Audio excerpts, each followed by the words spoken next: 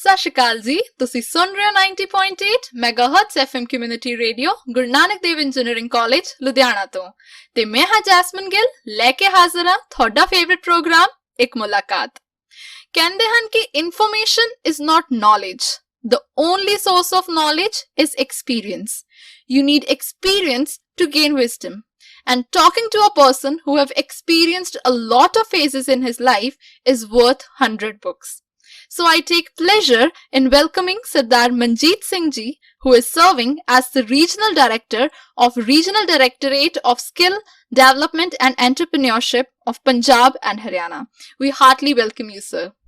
Thank you, Jasmine. Thank you very much. Briefing about Sir. Sir is an alumni of Punjab Engineering College, Chandigarh.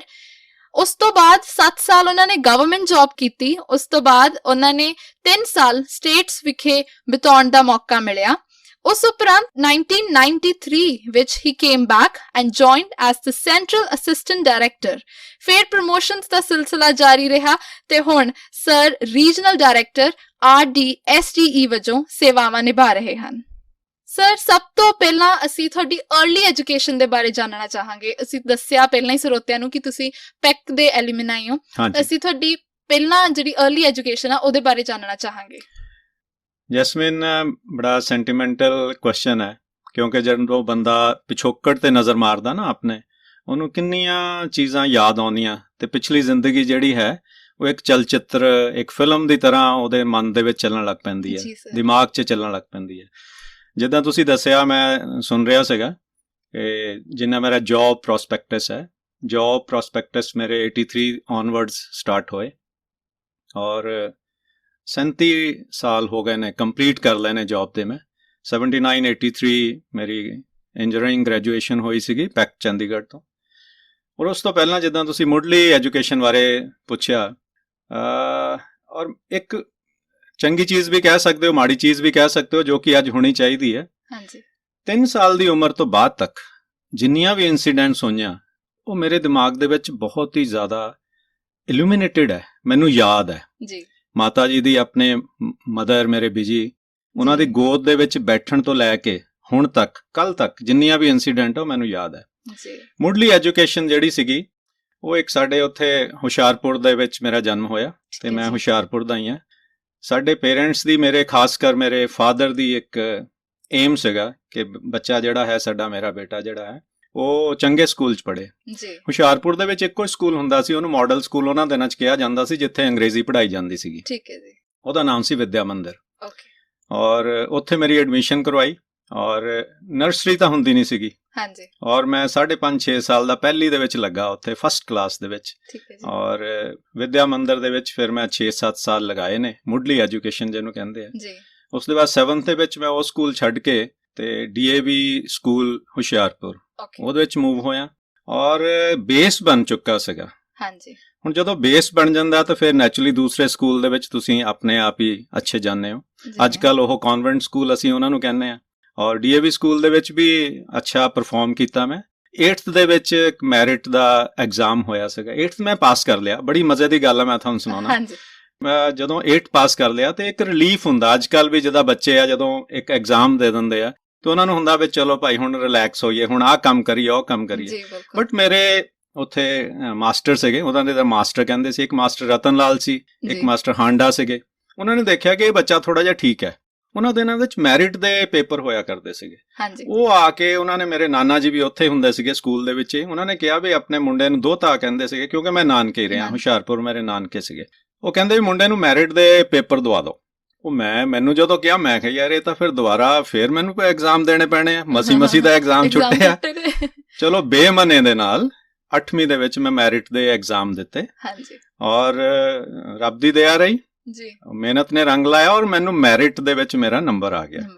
8th onward ਮੇਰੀ ਉਹ merit ਚੱਲਦੀ ਰਹੀ ਔਰ pre engineering ਤੱਕ ਮੈਨੂੰ ਉਹ ਮੈਰਿਟ ਦਾ ਜਿਹੜਾ ਸਕਾਲਰਸ਼ਿਪ ਸੀਗਾ ਉਹ ਮਿਲਦਾ ਰਿਹਾ। ਔਰ ਹਾਲੇ ਤੱਕ ਯਾਦ ਆ ਮੈਨੂੰ 4127 4127 ਮੇਰਾ ਰੋਲ ਨੰਬਰ ਹੁੰਦਾ ਸੀਗਾ। ਫਿਰ 10ਵੀਂ 'ਚ ਆਇਆ ਮੈਂ। 10ਵੀਂ ਦੇ ਵਿੱਚ ਮੇਰੇ 641 ਨੰਬਰ ਸੀਗੇ ਔਰ ਉਹ ਡਬਲ ਹੋ ਕੇ 1282 ਹੋ ਗਏ ਸੀ 1700 ਦੇ ਵਿੱਚੋਂ। ਔਰ ਫਸਟ ਡਿਵੀਜ਼ਨ ਸੀਗੀ ਉਦੋਂ ਡਿਸਟ੍ਰਿਕਟ ਦੇ ਵਿੱਚ। ਮੈਂ ਫਸਟ ਸੀਗਾ ਡੀਏਵੀ ਸਕੂਲ ਦੇ ਵਿੱਚ, ਮੈਟ੍ਰਿਕ ਦੀ ਮੈਂ ਗੱਲ ਕਰ ਰਿਹਾ ਉਹਨਾਂ ਦਿਨਾਂ ਦੇ ਵਿੱਚ। ਹਾਂਜੀ, ਤੇ ਫਿਰ ਗਵਰਨਮੈਂਟ ਕਾਲਜ ਹੁਸ਼ਿਆਰਪੁਰ ਗਏ, ਉੱਥੋਂ ਪ੍ਰੀ ਇੰਜੀਨੀਅਰਿੰਗ ਕੀਤੀ। ਹਾਂਜੀ, ਪ੍ਰੀ ਇੰਜੀਨੀਅਰਿੰਗ ਤੋਂ ਬਾਅਦ ਜਦੋਂ ਭਰਿਆ ਸੀਗਾ ਉਦੋਂ ਫਾਦਰ ਸਾਹਿਬ ਦਾ ਇਹ ਏਮ ਸੀਗਾ ਮੇਰੇ ਫਾਦਰ ਦਾ ਕਿ ਮੁੰਡਾ ਇੰਜੀਨੀਅਰ ਬਣੇ। ਹਾਂਜੀ, ਬਸ ਤੁਰਦੇ ਗਏ ਔਰ ਰਾਹ ਬਣਦੇ ਗਏ। ਹਾਂ, ਰਾਹ ਬਣਦੇ ਗਏ, ਕਿਉਂਕਿ ਜਦੋਂ ਤੁਹਾਡੇ ਕੋਲ ਇੱਕ ਪੇਰੈਂਟਸ ਦੀ ਗਾਈਡੈਂਸ ਹੋਵੇ, ਬਿਲਕੁਲ, ਔਰ ਤੁਹਾਡੀ ਡਿਟਰਮੀਨੇਸ਼ਨ ਹੋਵੇ, ਤੁਹਾਡਾ ਧਿਆਨ ਹੋਰ ਕਿਤੇ ਪਾਸੇ ਨਾ ਹੋਵੇ, ਤਾਂ ਮੰਜ਼ਿਲ ਜਿਹੜੀ ਹੈਗੀ ਆ ਉਹ ਮਿਲਣੀ ਤੈਅ ਹੁੰਦੀ ਹੈ ਨਾ। 79 ਦੇ ਵਿੱਚ ਫਿਰ ਮੇਰੀ ਇੱਥੇ ਐਡਮਿਸ਼ਨ ਹੋਈ ਔਰ ਮੁੱਢਲੀ ਐਜੂਕੇਸ਼ਨ ਤਾਂ ਜਿੱਦਾਂ ਸਾਡੀ 10ਵੀਂ ਤੱਕ ਮੈਂ ਤੁਹਾਨੂੰ ਦੱਸਿਆ ਕਿ 10ਵੀਂ ਤੱਕ ਅਸੀਂ ਕਾਫੀ ਮੱਲਾਂ ਮਾਰੀਆਂ। ਹਾਂਜੀ, ਔਰ ਖੇਲੇ ਵੀ ਆ, ਨਾਲ ਦੇ ਬੱਚੇ ਵੀ ਸੀਗੇ। ਹਾਂਜੀ, ਜਿੱਦਾਂ ਮਤਲਬ ਤੁਸੀਂ ਦੱਸਿਆ ਕਿ ਬੇਮਨ ਨਾਲ ਤੁਸੀਂ ਉਹ ਪੇਪਰ ਦਿੱਤਾ ਹਨਾ, ਉਹ ਚੀਜ਼ ਨੇ ਪਰ ਤੁਹਾਡੀ ਜ਼ਿੰਦਗੀ ਦੇ ਵਿੱਚ ਇੱਕ ਅਹਿਮ ਮੋੜ ਲੈ ਕੇ ਆਂਦਾ ਹਨਾ। ਹੁੰਦਾ ਹੀ ਆ ਬੱਚਿਆਂ ਨੂੰ, ਸਾਨੂੰ ਵੀ ਹੁੰਦਾ ਪੇਪਰ ਖਤਮ ਹੋ ਗਏ ਹੁਣ ਚਲੋ ਮਹੀਨੇ ਦੀ ਐਸ਼ ਕਰਾਂਗੇ, ਤੇ ਉਹ ਤਾਂ ਹੁੰਦਾ ਹੀ ਜਦੋਂ ਹੁਣ ਕੋਈ ਆ ਕੇ ਕਹਿ ਦੋ ਨਹੀਂ ਇੱਕ ਹੋਰ ਪੇਪਰ ਦੇਣਾ ਤਾਂ ਫਿਰ ਉਹ ਬਹੁਤ ਲੱਗਦਾ ਵਾ, ਪਰ ਉਹ ਇੱਕ ਟਰਨਿੰਗ ਪੁਆਇੰਟ ਸੀ। ਬਿਲਕੁਲ ਟਰਨਿੰਗ ਪੁਆਇੰਟ ਸੀ। ਹਾਂਜੀ, ਤੇ ਮਤਲਬ ਇਹ ਤੁਹਾਡੇ ਡੈਡ ਦਾ ਸੁਪਨਾ ਸੀਗਾ ਕਿ ਇੰਜੀਨੀਅਰਿੰਗ ਫੀਲਡ ਦੇ ਵਿੱਚ। ਬਿਲਕੁਲ, ਦੇਖੋ ਜਦੋਂ ਬੱਚਾ ਇੱਕ ਗਰੋਨ ਅਪ ਹੁੰਦਾ ਨਾ, ਜਦੋਂ ਛੋਟਾ ਹੁੰਦਾ ਉਹਨੂੰ ਪਤਾ ਨਹੀਂ ਹੁੰਦਾ ਮੈਂ ਕਰਾਂ ਤਾਂ ਕੀ ਕਰਾਂ। ਪੇਰੈਂਟਸ ਦੇ ਉੱਤੇ ਡਿਪੈਂਡ ਕਰਦਾ। ਮੇਰੇ ਫਾਦਰ ਸਾਹਿਬ, ਮੈਂ ਬੜਾ ਰਿਣੀ ਆ ਉਹਨਾਂ ਦਾ। ਪੇਰੈਂਟਸ ਦਾ ਤਾਂ ਹਰ ਕੋਈ ਰਿਣੀ ਹੁੰਦਾ, ਕਿਉਂਕਿ ਤੁਹਾਡੇ ਮਾਂ-ਬਾਪ ਹੀ ਹੈ ਜਿਨ੍ਹਾਂ ਨੇ ਤੁਹਾਨੂੰ ਅੱਛਾ ਗਾਈਡ ਕਰਨਾ, ਮਾਂ-ਬਾਪ ਨੂੰ ਓਬੇ ਕਰਨਾ, ਉਹਨਾਂ ਦਾ ਐਂਡ ਤੱਕ ਉਹਨਾਂ ਦਾ ਰਿਗਾਰਡ ਕਰਨਾ, ਉਹਨਾਂ ਨੂੰ ਆਪਣੇ ਦਿਲ ਦੇ ਨਾਲ ਲਾ ਕੇ ਰੱਖਣਾ, ਇਹ ਹਰ ਕਿਸੇ ਦੀ ਜ਼ਿੰਮੇਵਾਰੀ ਹੈ। ਕਿਉਂਕਿ ਜੋ ਪੇਰੈਂਟਸ ਤੁਹਾਡੇ ਵਾਸਤੇ ਕਰਦੇ, ਪਹਿਲਾਂ ਤਾਂ ਸਭ ਤੋਂ ਪਹਿਲਾਂ ਮੈਂ ਕਹਿੰਦਾ ਹੁੰਦਾ ਮਾਂ, ਰੱਬ ਬਾਅਦ ਚੋਂ, ਰੱਬ ਸੈਕੰਡ ਨੰਬਰ ਤੇ ਹੋਣਾ ਚਾਹੀਦਾ। ਕਿਉਂਕਿ ਅਸੀਂ ਜਿੰਨੇ ਵੀ ਮਹਾਰਾਜ ਹੈ, ਸਾਡੇ ਗੁਰੂ ਗੋਬਿੰਦ ਸਿੰਘ ਜੀ ਹੈ, ਕ੍ਰਿਸ਼ਨ ਹੈ, ਰਾਮ ਹੈ, ਈਸਾ ਮਸੀਹ ਹੈ, ਕੋਈ ਵੀ ਹੈ, ਉਹਨਾਂ ਨੂੰ ਦੇਖਣ ਜੋਗਾ, ਮੰਨਣ ਜੋਗਾ, ਪਛਾਣਨ ਜੋਗਾ ਕਿਸਨੇ ਕੀਤਾ? ਜੇ ਤੁਹਾਡੀ ਮਾਂ ਨਾ ਹੁੰਦੀ ਤਾਂ ਤੁਸੀਂ ਉਹਨੂੰ ਦੇਖ ਹੀ ਨਹੀਂ ਸੀ ਸਕਦੇ ਨਾ। ਤੇ ਸਭ ਤੋਂ ਪਹਿਲਾਂ ਮਾਂ ਜੀ, ਰੱਬ ਤੋਂ ਪਹਿਲਾਂ ਮਾਂ। ਤੁਸੀਂ ਸਵੇਰੇ ਉੱਠ ਕੇ ਆਪਣੀ ਮਾਂ ਦੇ ਪੈਰੀਂ ਹੱਥ ਲਾਓ, ਸਾਰੇ ਰੱਬਾਂ ਦੇ ਹੱਥ ਪੈਰੀਂ ਤਾਂ ਵੈਸੇ ਹੀ ਲੱਗ ਜਾਂਦੇ ਨੇ। ਤਾਂ ਸਭ ਤੋਂ ਪਹਿਲਾਂ ਮਾਂ ਆ, ਫਿਰ ਪੇਰੈਂਟਸ ਦੇ ਵਿੱਚ ਬਾਪ ਵੀ ਆਂਦਾ। ਤਾਂ ਮੇਰੇ ਖੈਰ ਹਿੱਸੇ ਦੋਨੋਂ ਹੀ ਆਏ ਨੇ। ਮੈਂ ਬੜਾ ਰੱਬ ਦਾ ਸ਼ੁਕਰਗੁਜ਼ਾਰ ਹਾਂ ਕਿ ਮਾਂ ਮੇਰੇ ਕੋਲ ਬੀਜੀ ਮੇਰੇ ਹਾਲੇ ਤੱਕ ਮੇਰੇ ਕੋਲ ਹੈਗੇ ਨੇ, ਔਰ ਫਾਦਰ ਸਾਹਿਬ ਮੇਰੇ ਚੜ੍ਹਾਈ ਕਰ ਗਏ। ਤੁਸੀਂ ਪੁੱਛਿਆ ਸੀਗਾ ਬਈ ਕਿੱਦਾਂ, ਕਿਹੜਾ ਯੋਗਦਾਨ ਰਿਹਾ। ਫਾਦਰ ਸਾਹਿਬ ਮੇਰੇ ਟੈਕਨੀਕਲ ਸਾਊਂਡ ਸੀਗੇ। ਹੀ ਵਾਜ਼ ਕਹਿੰਦੇ ਹੁੰਦੇ ਨਾ ਮਾਸਟਰ ਆਫ ਆਲ, ਨਾ jack of all, master of none, but my father was master of all. ਹਰ ਇੱਕ ਉਹਨਾਂ ਨੂੰ ਪਲੰਬਿੰਗ ਹੋ ਗਿਆ, ਕਾਰਪੈਂਟਰੀ ਹੋ ਗਿਆ, ਇਲੈਕਟ੍ਰੀਸ਼ੀਅਨ ਹੋ ਗਿਆ। ਵੈਸੇ ਉਹ ਰੇਲਵੇ ਦੇ ਵਿੱਚ ਅਸਿਸਟੈਂਟ ਇੰਜੀਨੀਅਰ ਸੀਗੇ। ਉਹਨਾਂ ਦਾ ਸੁਪਨਾ ਸੀਗਾ ਕਿ ਮੇਰਾ ਬੇਟਾ ਇੰਜੀਨੀਅਰ ਬਣੇ। ਉਹਨਾਂ ਨੇ ਬਸ ਇੱਕ ਗਾਈਡੈਂਸ ਦਿੱਤੀ ਔਰ ਉਸ ਦੇ ਬਾਅਦ ਫਿਰ ਅੱਗੇ ਚੱਲਦਾ ਗਿਆ। ਹਾਂਜੀ, ਗੱਲਾਂ ਬਾਤਾਂ ਦਾ ਸਿਲਸਿਲਾ ਇਸੇ ਤਰ੍ਹਾਂ ਜਾਰੀ ਰੱਖਾਂਗੇ। ਮਿਲਦੇ ਆਪਾਂ ਇੱਕ ਛੋਟੀ ਜਿਹੀ ਬ੍ਰੇਕ ਤੋਂ ਬਾਅਦ। ਸਤਿ ਸ਼੍ਰੀ ਅਕਾਲ ਦੋਸਤੋ, ਮੈਂ ਹਾਂ ਤੁਹਾਡੀ ਆਪਣੀ ਕਮਾਇਨੀ ਸ਼ਰਮਾ ਤੇ ਤੁਸੀਂ ਸੁਣ ਰਹੇ ਹੋ 90.8 ਮੈਗਾਹਰਟਜ਼ FM community radio Guru Nanak Dev engineering college Ludhiana. ਮੈਂ ਬਸ ਇੰਨਾ ਹੀ ਕਹਿਣਾ ਚਾਹਾਂਗੀ, ਖੁਸ਼ ਰਹੋ ਤੇ ਖੁਸ਼ ਰੱਖੋ, ਆਪਣਿਆਂ ਦਾ ਹਮੇਸ਼ਾ ਖਿਆਲ ਰੱਖੋ। Stay positive. Thank you. ਤੁਸੀਂ ਸੁਣ ਰਹੇ ਹੋ 90.8 ਮੈਗਾਹਰਟਜ਼ FM community radio Guru Nanak Dev engineering college Ludhiana ਤੋਂ। ਤੇ ਅੱਜ ਆਪਣੇ ਨਾਲ ਮੌਜੂਦ ਨੇ ਸਟੂਡੀਓ ਦੇ ਵਿੱਚ ਸਰਦਾਰ ਮਨਜੀਤ ਸਿੰਘ ਜੀ, ਜਿਨ੍ਹਾਂ ਨੇ ਹੁਣੀ ਇੱਕ ਇੰਨੀ ਸੋਹਣੀ ਗੱਲ ਕਹੀ ਜੋ ਹਰ ਇੱਕ ਇਨਸਾਨ ਨੂੰ ਮੈਨੂੰ ਲੱਗਦਾ ਟੱਚ ਕਰੂਗੀ ਕਿ ਮਾਂ ਰੱਬ ਤੋਂ ਪਹਿਲਾਂ ਹੁੰਦੀ ਹੈ। ਕਿਉਂ ਹੁੰਦੀ ਹੈ ਉਹ ਵੀ ਉਹਨਾਂ ਨੇ ਇੰਨੀ ਬਾਖੂਬੀ ਸਮਝਾਇਆ। Thank you so much sir, ਆਪਦਾ ਟਾਈਮ ਸਪੇਅਰ ਕਰਨ ਲਈ ਸਾਡੇ ਲਈ ਤੇ ਸਾਡੇ ਸਰੋਤਿਆਂ ਦੇ ਲਈ। ਸਰ, ਹਰ ਇੱਕ ਬੱਚੇ ਦਾ ਨਾ ਛੋਟੇ ਹੁੰਦੇ ਤੋਂ ਸੁਪਨਾ ਹੁੰਦਾ ਮੈਂ ਡਾਕਟਰ ਬਣਾ, ਮੈਂ ਇੰਜੀਨੀਅਰ ਬਣਾ, ਮੈਂ ਕੁਛ ਇਹ ਕਰਾਂ ਜਾਂ ਇਸ ਫੀਲਡ ਦੇ ਵਿੱਚ ਜਾਵਾਂ। ਕੀ ਤੁਹਾਡਾ ਵੀ ਸੁਪਨਾ ਇਹੀ ਸੀ ਕਿ ਇਹੀ ਮੰਜ਼ਿਲ ਤੁਹਾਡਾ ਇੱਕ ਸੁਪਨਾ ਸੀ ਜਾਂ ਕੋਈ ਹੋਰ ਸੀ?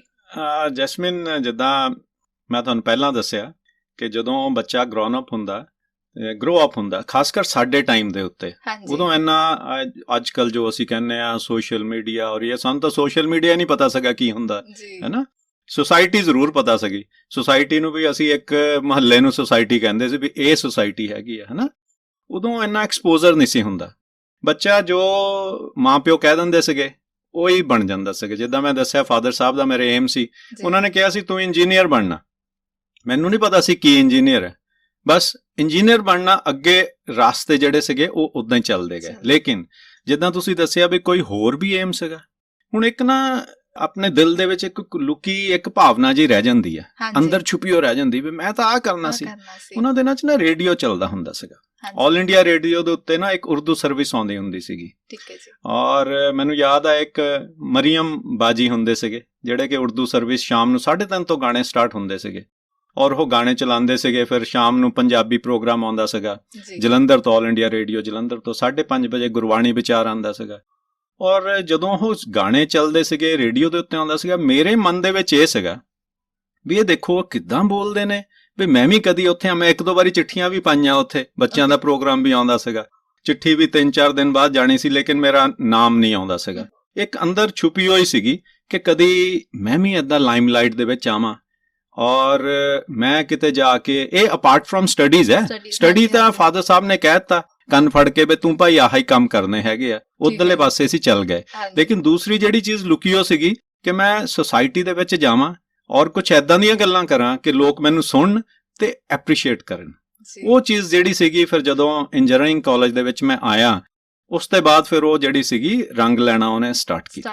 ਇੰਜੀਨੀਅਰਿੰਗ ਤੋਂ ਬਾਅਦ ਵੀ ਹੁਣ ਸਰ ਤੁਸੀਂ ਕਿੰਨੇ ਰੇਡੀਓ ਸਟੇਸ਼ਨਸ ਤੇ ਬੋਲਦੇ ਹੋ? ਮੈਨੂੰ ਮੈਂ ਤੁਹਾਡੀ ਇੰਟਰਵਿਊ ਸੁਣੀ ਹੈ FM ਗੋਲਡ ਤੇ, ਹਾਂਜੀ ਤੇ ਕਿੰਨੇ ਰੇਡੀਓ ਸਟੇਸ਼ਨ ਤੇ ਬੋਲਦੇ ਹੋ? ਇਹਦਾ ਮਤਲਬ ਕਿ ਵੀ ਆਪਦਾ ਪੈਸ਼ਨ ਵੀ ਫੋਲੋ ਕਰ ਲਿਆ ਇੱਕ ਤਰ੍ਹਾਂ ਨਾਲ, ਪਾਪਾ ਦਾ ਸੁਪਨਾ ਵੀ ਪੂਰਾ ਕੀਤਾ, ਆਪਦਾ ਪੈਸ਼ਨ ਵੀ ਫੋਲੋ ਹੋ ਗਿਆ ਇੱਕ ਤਰ੍ਹਾਂ ਨਾਲ। ਬਿਲਕੁਲ ਇਹ ਜ਼ਰੂਰੀ ਚਾਹੀਦਾ ਅਗਰ ਤੁਸੀਂ ਲਾਈਫ 'ਚ ਕਾਮਯਾਬ ਹੋਣਾ ਨਾ, ਤੇ ਇਹ ਚੀਜ਼ਾਂ ਜਿਹੜੀਆਂ ਡੈਡੀਕੇਸ਼ਨ ਕਹਿੰਦੇ ਹੁੰਦੇ ਨੇ, ਡੈਡੀਕੇਸ਼ਨ, ਡਿਟਰਮੀਨੇਸ਼ਨ ਐਂਡ ਡਿਸਪਲਿਨ, ਇਹ 3 ਚੀਜ਼ਾਂ ਜਿਹੜੀਆਂ ਹੈਗੀਆਂ ਕਿਸੇ ਵੀ ਮੰਜ਼ਿਲ ਨੂੰ ਪਾਉਣ ਵਾਸਤੇ ਨਿਹਾਇਤ ਜ਼ਰੂਰੀ ਹੈ। ਔਰ ਆਪਣੀ ਜਿਹੜੀ ਇੱਛਾ ਹੈ ਨਾ ਉਹਨੂੰ ਮਾਰੋ ਨਾ, ਅਗਰ ਉਹ ਪੋਜ਼ਿਟਿਵ ਇੱਛਾ ਹੈ। ਜਦੋਂ ਅਸੀਂ ਮਹਾਰਾਜ ਅੱਗੇ ਅਰਦਾਸ ਕਰਦੇ ਹਾਂ ਉਦੋਂ ਵੀ ਦੇਖੋ ਅਰਦਾਸ ਦੇ ਵਿੱਚ ਇੱਕ ਐਂਡ ਦੇ ਵਿੱਚ ਇੱਕ ਤੁਕ ਆਉਂਦੀ ਹੈ, ਸ਼ੁਭ ਭਾਵਨਾਵਾਂ ਪੂਰੀਆਂ ਕਰਨੀਆਂ, ਹੈ ਨਾ। ਤੇ ਅਗਰ ਸਾਡੀ ਇੱਛਾ ਪੋਜ਼ਿਟਿਵਿਟੀ ਦੇ ਨਾਲ ਹੈਗੀ ਆ, ਉਹ ਹਮੇਸ਼ਾ ਉਹਨੂੰ ਪੂਰੀ ਕਰਨ ਦੇ ਉੱਤੇ ਜ਼ੋਰ ਦੇਣਾ ਚਾਹੀਦਾ ਔਰ ਇੱਛਾ ਉਹ ਜ਼ਰੂਰ ਪੂਰੀ ਹੁੰਦੀ ਹੈ ਅਗਰ ਉਹਦੇ ਵਿੱਚ ਸਾਡੀ ਡਿਟਰਮੀਨੇਸ਼ਨ ਤੇ ਡੈਡੀਕੇਸ਼ਨ ਹੋਏਗਾ, ਪ੍ਰੋਵਾਈਡਡ ਇੱਛਾ ਪੋਜ਼ਿਟਿਵ ਹੋਵੇ, ਨੈਗੇਟਿਵਿਟੀ ਨਾ ਹੋਵੇ। ਮੈਂ ਉਹਨੂੰ ਏਦਾਂ ਜਾ ਕੇ ਮਾਰਨਾ, ਨੋ, ਮੈਂ ਅੱਛਾ ਕਰਨਾ ਔਰ ਉਹ ਇੱਛਾ ਸਾਡੀ ਪੂਰੀ ਹੋਏਗੀ। ਜੀ, ਜਿਹੜੀ ਸ਼ੁਭ ਜਿਹੜਾ ਸ਼ਬਦ ਹੈ, ਸ਼ੁਭ ਭਾਵਨਾਵਾਂ, ਜੀ ਸ਼ੁਭ ਭਾਵਨਾਵਾਂ, ਜੀ ਅੱਛਾ ਸੋਚਾਂਗੇ ਤਾਂ ਬਿਲਕੁਲ ਅੱਛੇ ਰਾਹ ਖੁੱਲਦੇ ਜਾਣਗੇ। ਤੇ ਇਹ ਤਾਂ ਦੇਖੋ ਮਹਾਰਾਜ ਸਾਡੇ ਬਾਣੀ ਦੇ ਵਿੱਚ ਸ਼ੁਭ ਕਰਮਨ ਤੇ कब हो ना डरो अरशों जब जाएं लड़ो, है ना, निश्चय कर अपनी जीत करो। और अगर तुसी देखोगे आजकल सोशल मीडिया चलदा आ, मेरा ਜਦੋਂ ਤੋਂ ਮੈਂ WhatsApp ਯੂਜ਼ ਕਰਨ ਲੱਗਾ ਔਰ ਇੱਕ ਉਹਦੇ ਵਿੱਚ ਆਉਂਦਾ ਸਟੇਟਸ, ਹੈ ਨਾ, ਉਹਦੇ ਵਿੱਚ ਉਹ ਸਟੇਟਸ ਵੀ ਮੇਰਾ ਇਹੀ ਹੈ। ਜੀ ਮੈਂ ਪੜਿਆ, ਹਾਂਜੀ, ਕਿ ਨਾ ਡਰੋ ਅਰਸ਼ੋਂ ਜਬ ਜਾएं लड़ो, निश्चय कर अपनी जीत करो। ਜੀ ਸਰ, ਬਿਲਕੁਲ ਸਰ। ਕਹਿੰਦੇ ਹਨ ਕਿ ਇੱਕ ਸਫਲ ਇਨਸਾਨ ਦੇ ਮਗਰ ਇੱਕ ਔਰਤ ਦਾ ਹੱਥ ਹੁੰਦਾ ਹੈ। ਤੁਸੀਂ ਆਪਦੀ ਇਸ ਕਾਮਯਾਬੀ ਦਾ ਸਿਹਰਾ ਕਿਸ ਨੂੰ ਦੇਣਾ ਚਾਹੋਗੇ? ਪੇਰੈਂਟਸ ਨੂੰ ਜੀ। ਔਰ ਦੇਖੋ ਸੈਕਰੀਫਾਈਸ ਤਾਂ ਦੋਨਾਂ ਦੀ ਹੁੰਦੀ ਹੈ ਨਾ। ਔਰ ਮੇਰੇ ਕੇਸ ਦੇ ਵਿੱਚ ਮੈਂ ਆਪਣੇ ਮਦਰ ਦਾ ਕੰਟਰੀਬਿਊਸ਼ਨ ਜਿਹੜਾ ਹੈਗਾ ਆ ਉਹ ਜ਼ਿਆਦਾ ਮੰਨਦਾ ਜੀ। ਅਗਰ ਮੈਂ ਤੁਹਾਨੂੰ ਦੱਸਾਂ ਕਿ ਇਸ ਵੇਲੇ ਮੈਂ ਜਿਸ ਮੁਕਾਮ ਤੇ ਆ, ਮੈਨੂੰ ਕੁਝ ਵੀ ਆਈ ਕੈਨ ਅਚੀਵ, ਹੈ ਨਾ ਜੀ। ਲੇਕਿਨ ਅਗਰ ਬੰਦਾ, ਹੁਣ ਦੇਖੋ ਇੱਕ ਜਿਹੜੀ ਮੈਂ ਗੱਲ ਹੁਣ ਤੁਹਾਡੇ ਨਾਲ ਕਰਨ ਲੱਗਾ ਜੈਸਮੀਨ, ਹਾਂਜੀ, ਉਹਦੇ ਨਾਲ ਫੇਰ ਸਾਡੇ ਰੋਏ ਖੜੇ ਹੋਣਗੇ। ਜਿਹੜਾ ਬੰਦਾ ਆਪਣੀ ਜੜ੍ਹਾਂ ਨੂੰ ਭੁੱਲ ਜਾਂਦਾ ਨਾ ਜੀ, ਉਹ ਸੁੱਕ ਜਾਂਦਾ ਜੀ। ਤੁਸੀਂ ਜਿੰਨਾ ਮਰਜ਼ੀ ਉੱਚਾ ਉੜ ਲਓ ਲੇਕਿਨ ਆਪਣੇ ਪਿਛੋਕੜ ਨੂੰ ਨਹੀਂ ਕਦੀ ਭੁੱਲਣਾ ਚਾਹੀਦਾ। ਬਿਲਕੁਲ। ਐਜ਼ ਲੌਂਗ ਐਜ਼ ਤੁਸੀਂ ਆਪਣੇ ਪਿੱਛੇ ਨੂੰ ਯਾਦ ਰੱਖਦੇ ਹੋ ਤੇ ਤੁਸੀਂ ਕਦੀ ਵੀ ਕਿਸੇ ਦਾ ਮਾੜਾ ਨਹੀਂ ਕਰੋਗੇ ਔਰ ਤੁਹਾਡੇ ਚ ਫੂਫਾ ਨਹੀਂ ਆਏਗੀ। ਕਿਉਂਕਿ ਜਦੋਂ ਤੁਸੀਂ ਉੜਨ ਲੱਗ ਜਾਂਦੇ ਹੋ ਨਾ, ਉਦੋਂ ਕਿਸੇ ਵੀ ਟਾਈਮ ਦੇ ਉੱਤੇ, ਕਿਉਂਕਿ ਹਮੇਸ਼ਾ ਤਾਂ ਉੜਦਾ ਨਹੀਂ ਰਹਿੰਦਾ ਬੰਦਾ, ਜਦੋਂ ਡਿੱਗਦੇ ਹੋ ਤਾਂ ਸੱਟ ਬਹੁਤ ਬੁਰੀ ਲੱਗਦੀ ਹੈ ਜੀ। ਔਰ ਜੇ ਜੜ੍ਹਾਂ ਨਾਲ ਜੁੜੇ ਰਹੋਗੇ ਤੇ ਹਰੇ ਰਹੋਗੇ, ਹੈ ਨਾ ਜੀ। ਤੁਸੀਂ ਗੱਲ ਕੀਤੀ ਵੀ ਕਿਸ ਦਾ ਯੋਗਦਾਨ ਰਿਹਾ। ਮੇਰੇ ਮਦਰ ਕੱਪੜੇ ਸੀਂਦੇ ਹੁੰਦੇ ਸੀਗੇ ਜੀ ਔਰ ਉਹਨਾਂ ਨੇ ਕੱਪੜੇ ਸੀ ਕੇ ਸਾਨੂੰ ਪੜ੍ਹਾਇਆ। ਔਰ ਸਾਡੇ ਘਰ ਦੇ ਵਿੱਚ ਸਿਰਫ ਇੱਕ ਕੁਰਸੀ ਹੁੰਦੀ ਸੀਗੀ, ਉਸ ਕੁਰਸੀ ਦੇ ਉੱਤੇ ਬੈਠ ਕੇ ਮੈਂ ਪੜ੍ਹਦਾ ਸੀਗਾ। ਔਰ ਕਿਉਂਕਿ ਹੁਸ਼ਿਆਰਪੁਰ ਰਹਿੰਦੇ ਸੀਗੇ, ਸੈਂਟਰਲ ਲੋਕੇਸ਼ਨ ਸੀਗੀ ਔਰ ਆਇਆ ਗਿਆ ਰਹਿੰਦਾ ਸੀਗਾ, ਜਦੋਂ ਕਿਸੇ ਨੇ ਆ ਜਾਣਾ ਤੇ ਮੈਂ ਉਹ ਕੁਰਸੀ ਛੱਡ ਕੇ ਤੇ ਸਾਈਡ ਦੇ ਉੱਤੇ ਬਹਿ ਜਾਣਾ ਜਾਂ ਨੀਚੇ ਬਹਿ ਜਾਣਾ, ਤੇ ਜਾਂ ਇੱਕ ਮੰਜਾ ਹੁੰਦਾ ਸੀਗਾ ਚਾਰਪਾਈ ਜਿਹਨੂੰ, ਉਹ ਤਾਂ ਅੱਜ ਕੱਲ੍ਹ ਦਾ ਦੇਖਦੇ ਨਹੀਂ ਹੋਣੇ, ਉੱਦਾਂ ਦੇ ਬਾਣ ਦੇ ਮੰਜੇ ਲੱਭਦੇ ਹੀ ਨਹੀਂ, ਤਾਂ ਉਹਦੇ ਉੱਤੇ ਬਹਿ ਕੇ ਪੜ੍ਹਨ ਲੱਗ ਪੈਣਾ। ਔਰ ਜੈਸਮੀਨ ਤੁਸੀਂ ਮੰਨੋਗੇ ਨਹੀਂ ਕਿ ਮੇਰੇ ਮਦਰ ਦਾ ਸੀਣਾ ਔਰ ਉਹ ਕੁਰਸੀ ਜੀ, ਉਹ ਦੋਨੋਂ ਚੀਜ਼ਾਂ ਮੈਨੂੰ ਯਾਦ ਹੈ। ਸੀਣਾ ਤਾਂ ਮੈਨੂੰ ਮਾਈਂਡ ਦੇ ਵਿੱਚ ਹੈ, ਲੇਕਿਨ ਉਹ ਜਿਹੜੀ ਕੁਰਸੀ ਉਹਨੂੰ ਮੈਂ ਹਾਲੇ ਤੱਕ ਸੰਭਾਲ ਕੇ ਰੱਖਿਆ ਆ। ਅਰਾਊਂਡ 50 years ਬੈਕ ਦੀ ਕੁਰਸੀ ਹੈਗੀ ਆ ਔਰ ਮੇਰੇ ਨਾਨਾ ਜੀ ਲੈ ਕੇ ਆਏ ਸੀ। ਠੀਕ ਹੈ ਜੀ। ਉਹਨਾਂ ਨੇ ਲਿਆ ਕੇ ਦਿੱਤੀ ਸੀ ਔਰ ਮੈਨੂੰ ਪਤਾ ਹੈ ਕਿ ਅੱਜ ਕੱਲ ਤਾਂ ਪਤਾ ਨਹੀਂ ਜਿੰਨੇ ਮਰਜ਼ੀ ਸੋਫੇ ਔਰ 2 ਉੱਪਰਲੇ ਥੱਲੇ ਔਰ ਮੇਰਾ ਕਿੰਨਾ ਘਰ ਹੈਗਾ ਆ, ਸਾਰਾ ਕੁਝ ਹੈ, ਲੇਕਿਨ ਉਹ ਕੁਰਸੀ ਦੀ ਬਦੌਲਤ ਹੈ, ਬਿਲਕੁਲ ਉਹ ਪਿਛੋਕੜ ਦੀ ਬਦੌਲਤ ਹੈ। ਤੇ ਇਸ ਦੇ ਵਿੱਚ ਮੇਰੇ ਮਦਰ ਦਾ ਯੋਗਦਾਨ ਜਿਹੜਾ ਫਾਦਰ ਦਾ ਵੀ ਹੈ। ਫਾਦਰ ਮੇਰੇ ਸਰਵਿਸ ਬਾਹਰ ਕਰਦੇ ਸੀਗੇ, ਮੈਂ ਮਦਰ ਕੋਲ ਹੀ ਰਹਿੰਦਾ ਸੀਗਾ, ਤੇ ਮਦਰ ਨੇ ਕਾਫੀ ਸਾਨੂੰ ਟਿਊਨ ਕੀਤਾ। ਉਹਨਾਂ ਨੇ ਸਕੂਲ ਲੈ ਕੇ ਆਣਾ, ਛੱਡਣ ਜਾਣਾ, ਫਿਰ ਲੈ ਕੇ ਆਣਾ, ਹੈ ਨਾ ਜੀ, ਸ਼ੁਰੂਆਤੀ ਦਿਨਾਂ ਦੇ ਵਿੱਚ। ਫਿਰ ਉਹਨਾਂ ਨੇ ਸਿਰ ਬਾਉਣਾ, ਜੂੜਾ ਕਰਨਾ, ਅੱਜ ਕੱਲ ਵੀ ਹੈ ਹਨਾ। ਹਾਂਜੀ ਹਾਂਜੀ। ਤੇ ਕਾਫੀ ਸੈਕਰੀਫਾਈਸ ਮਦਰ ਦਾ ਰਹਿੰਦਾ ਹੈਗਾ। ਹਾਂਜੀ, ਉਹਨਾਂ ਦਾ ਮੈਂ ਜ਼ਿਆਦਾ ਆਪਣੇ ਜ਼ਿੰਦਗੀ ਦੇ ਉੱਤੇ ਪ੍ਰਭਾਵ ਮੰਨਦਾ ਆ ਜੀ। ਹਾਂਜੀ, ਤੇ ਜਿੱਦਾਂ ਤੁਸੀਂ ਦੱਸਿਆ ਨਾ ਕਿ ਉਹ ਕੁਰਸੀ ਸੀ, ਇੱਕ ਹੁਣ ਦੀ ਕੁਰਸੀ ਹੈ। ਉਹ ਕੁਰਸੀ ਤੁਹਾਨੂੰ ਬਿਲਕੁਲ ਯਾਦ ਕਰਾਉਂਦੀ ਹੋਊਗੀ ਕਿ ਵੀ ਇੱਥੋਂ ਸ਼ੁਰੂ ਹੋਏ ਹੋ, ਹਨਾ। ਤੇ ਉੱਥੇ ਜਾ ਕੇ ਕਿਸ ਕੁਰਸੀ ਤੇ ਅੱਜ ਤੁਸੀਂ ਬੈਠੇ ਹੋ, ਕਿੰਨੀ ਉੱਚੀ ਕੁਰਸੀ ਤੇ ਬੈਠੇ ਹੋ। ਬਿਲਕੁਲ ਜੈਸਮੀਨ, ਉਹੀ ਉਸ ਚੀਜ਼ ਦਾ ਹੀ ਕਮਾਲ ਹੈ। ਮੈਂ ਤੁਹਾਨੂੰ ਦੱਸਿਆ ਜਿੱਦਾਂ ਉਹ ਜੜ ਸੀਗੀ, ਹਾਂਜੀ, ਔਰ ਉਹਨੂੰ ਮੈਂ ਭੁੱਲਿਆ ਨਹੀਂ। ਅੱਜ ਕੱਲ ਨਾ ਮੈਨੂੰ ਇੱਕ ਹੋਰ ਗੱਲ ਯਾਦ ਆਈ ਹੈ ਜੀ। ਉਹ ਡੇ ਮਨਾਉਂਦੇ ਆ ਜੀ, ਇੱਕ ਫਾਦਰਸ ਡੇ ਆ, ਫਲਾਨਾ ਡੇ, ਹਨਾ, ਮਦਰਸ ਡੇ। ਇੱਕ ਵਾਰੀ ਮੈਂ ਬੜਾ ਘੱਟ ਵੈਸੇ ਯੂਜ਼ ਕਰਦਾ, ਫੇਸਬੁੱਕ ਵੀ ਬੜਾ ਘੱਟ ਯੂਜ਼ ਕਰਦਾ, ਹੈ ਸਹੀ ਮੈਂ ਉਹਦੇ ਉੱਤੇ। ਕਿਸੇ ਨੇ ਲਿਖਿਆ ਟੁਡੇ ਇਜ਼ ਮਦਰਸ ਡੇ, ਮੈਂ ਉਹਦੇ ਕਮੈਂਟ ਦਿੱਤੇ, ਯਾਰ ਆਲ ਡੇਜ਼ ਆਰ ਮਦਰਸ ਡੇ। ਔਰ ਫਿਰ ਕੁਰਸੀ ਦੀ ਗੱਲ ਕੀਤੀ, ਮੈਂ ਬੀਜੀ ਨੂੰ ਸਪੈਸ਼ਲੀ ਲੈ ਕੇ ਆਇਆ, ਹੈ ਨਾ, ਆਫਿਸ ਲੈ ਕੇ ਆਇਆ, ਔਰ ਉਹਨਾਂ ਨੂੰ ਮੈਂ ਉਸ ਚੇਅਰ ਦੇ ਉੱਤੇ ਬਿਠਾਇਆ, ਔਰ ਮੈਂ ਨਾਲ ਖੜਾ ਹੋਇਆ। ਔਰ ਮਦਰਸ ਡੇ ਦੇ ਉੱਤੇ ਜੇ ਲੋਕੀ ਕਹਿੰਦੇ ਸੀਗੇ, ਤਾਂ ਫਿਰ ਮੈਂ ਉਹ ਫੋਟੋਗ੍ਰਾਫ ਜਿਹੜੀ ਸੀਗੀ ਆਪਣੀ ਲਾਈ, ਬੜੇ ਅੱਛੇ ਲੋਕਾਂ ਨੂੰ ਲੱਗਾ।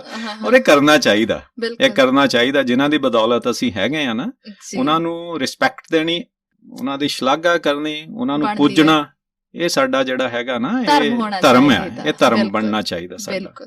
ਹਾਂਜੀ ਸਰ, ਜਿੱਦਾਂ ਤੁਸੀਂ ਹੁਣੀ ਦੱਸਿਆ ਕਿ ਵੀ ਹਨਾ ਆਪਦੀ ਕੁਰਸੀ ਤੇ ਤੁਸੀਂ ਉਹਨਾਂ ਨੂੰ ਬਿਠਾਇਆ, ਉਹਨਾਂ ਨੂੰ ਕਿੰਨਾ ਮਾਣ ਮਹਿਸੂਸ ਹੋਇਆ ਹੋਣਾ। ਬਿਲਕੁਲ ਬਿਲਕੁਲ। ਇੱਕ ਉਹ ਕੁਰਸੀ ਜੋ ਮੈਂ ਦਿੱਤੀ ਅੱਜ ਮੇਰੇ ਬੇਟੇ ਨੇ, ਇਹ ਕੁਰਸੀ ਜੋ ਅੱਜ ਮੈਨੂੰ ਦਿੱਤੀ, ਤਾਂ ਇਹ ਬਹੁਤ ਵੱਡੀ ਗੱਲ ਹੈ। ਅੱਜ ਕੱਲ ਜਿਵੇਂ ਨਾ ਆਪਾਂ ਦੇਖਦੇ ਹਾਂ, ਬੱਚੇ ਬਾਹਰ ਜਾਂਦੇ ਨੇ ਤੇ ਇੱਕ ਮਤਲਬ ਹੁੰਦਾ ਹੈ ਕਿ ਪੇਰੈਂਟਸ ਨੂੰ ਛੱਡ ਦਿੰਦੇ ਨੇ, ਇੱਕ ਮਤਲਬ ਭਾਵੇਂ ਉਹ ਇਹ ਕਹਿ ਦੋ ਕਿ ਵੀ ਉਹਨਾਂ ਦਾ ਬਾਹਰ ਜੀ ਨਹੀਂ ਲੱਗਦਾ ਹੈਗਾ, ਤਾਂ ਇੱਥੇ ਰਹਿ ਜਾਂਦੇ ਨੇ, ਜਾਂ ਫਿਰ ਬੱਚੇ ਆਪਦੀ ਇੰਡੀਪੈਂਡੈਂਸ ਲਈ ਪੇਰੈਂਟਸ ਨੂੰ ਛੱਡ ਦਿੰਦੇ ਨੇ ਕਿ ਵੀ ਅਸੀਂ, ਸਾਡੀ ਆਪਦੀ ਵਧੀਆ ਫੈਮਿਲੀ ਹੈਗੀ ਆ, ਤੇ ਚਲੋ ਪੇਰੈਂਟਸ ਆਪਦਾ ਇੰਜੋਏ ਕਰਦੇ ਆ। ਪਰ ਇਹ ਗੱਲ ਬਹੁਤ ਜ਼ਰੂਰੀ ਹੈ, ਬੱਚਿਆਂ ਨੂੰ ਸਮਝਣੀ ਚਾਹੀਦੀ ਹੈ ਕਿ ਕੋਈ ਪੇਰੈਂਟ ਤੁਹਾਨੂੰ ਕਹੂਗਾ ਥੋੜੀ ਕਿ ਵੀ ਮੈਂ ਜਾਣਾ ਤੁਹਾਡੇ ਨਾਲ, ਬਿਲਕੁਲ ਬਿਲਕੁਲ ਬਿਲਕੁਲ, ਮੈਂ ਤੁਹਾਡੇ ਨਾਲ ਜਾਣਾ। ਉਹ ਮਤਲਬ ਆਪਦਾ ਬੱਚੇ ਨੂੰ ਪਤਾ ਹੋਣਾ ਚਾਹੀਦਾ ਕਿੰਨੇ ਸੈਕਰੀਫਾਈਸ ਹਰ ਇੱਕ ਪੇਰੈਂਟ ਨੇ ਕੀਤਾ। ਜਿੰਨਾ ਮਰਜ਼ੀ ਪੈਸਾ ਹੋਵੇ ਸਰ, ਪੇਰੈਂਟਸ ਸੈਕਰੀਫਾਈਸ ਕਰਦੇ ਆ।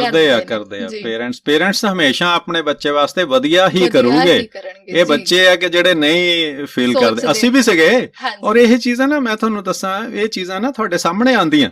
ਬਿਲਕੁਲ, ਹਾਂਜੀ। ਕਹਿੰਦੇ ਹੁੰਦੇ ਆ, ਤੁਸੀਂ ਪਿਓ ਦੀਆਂ ਫੀਲਿੰਗਸ ਉਦੋਂ ਸਮਝ ਸਕੋਗੇ ਜਦੋਂ ਤੁਸੀਂ ਖੁਦ ਪਿਓ ਬਣੋਗੇ, ਉਦੋਂ ਪਤਾ ਲੱਗਦਾ।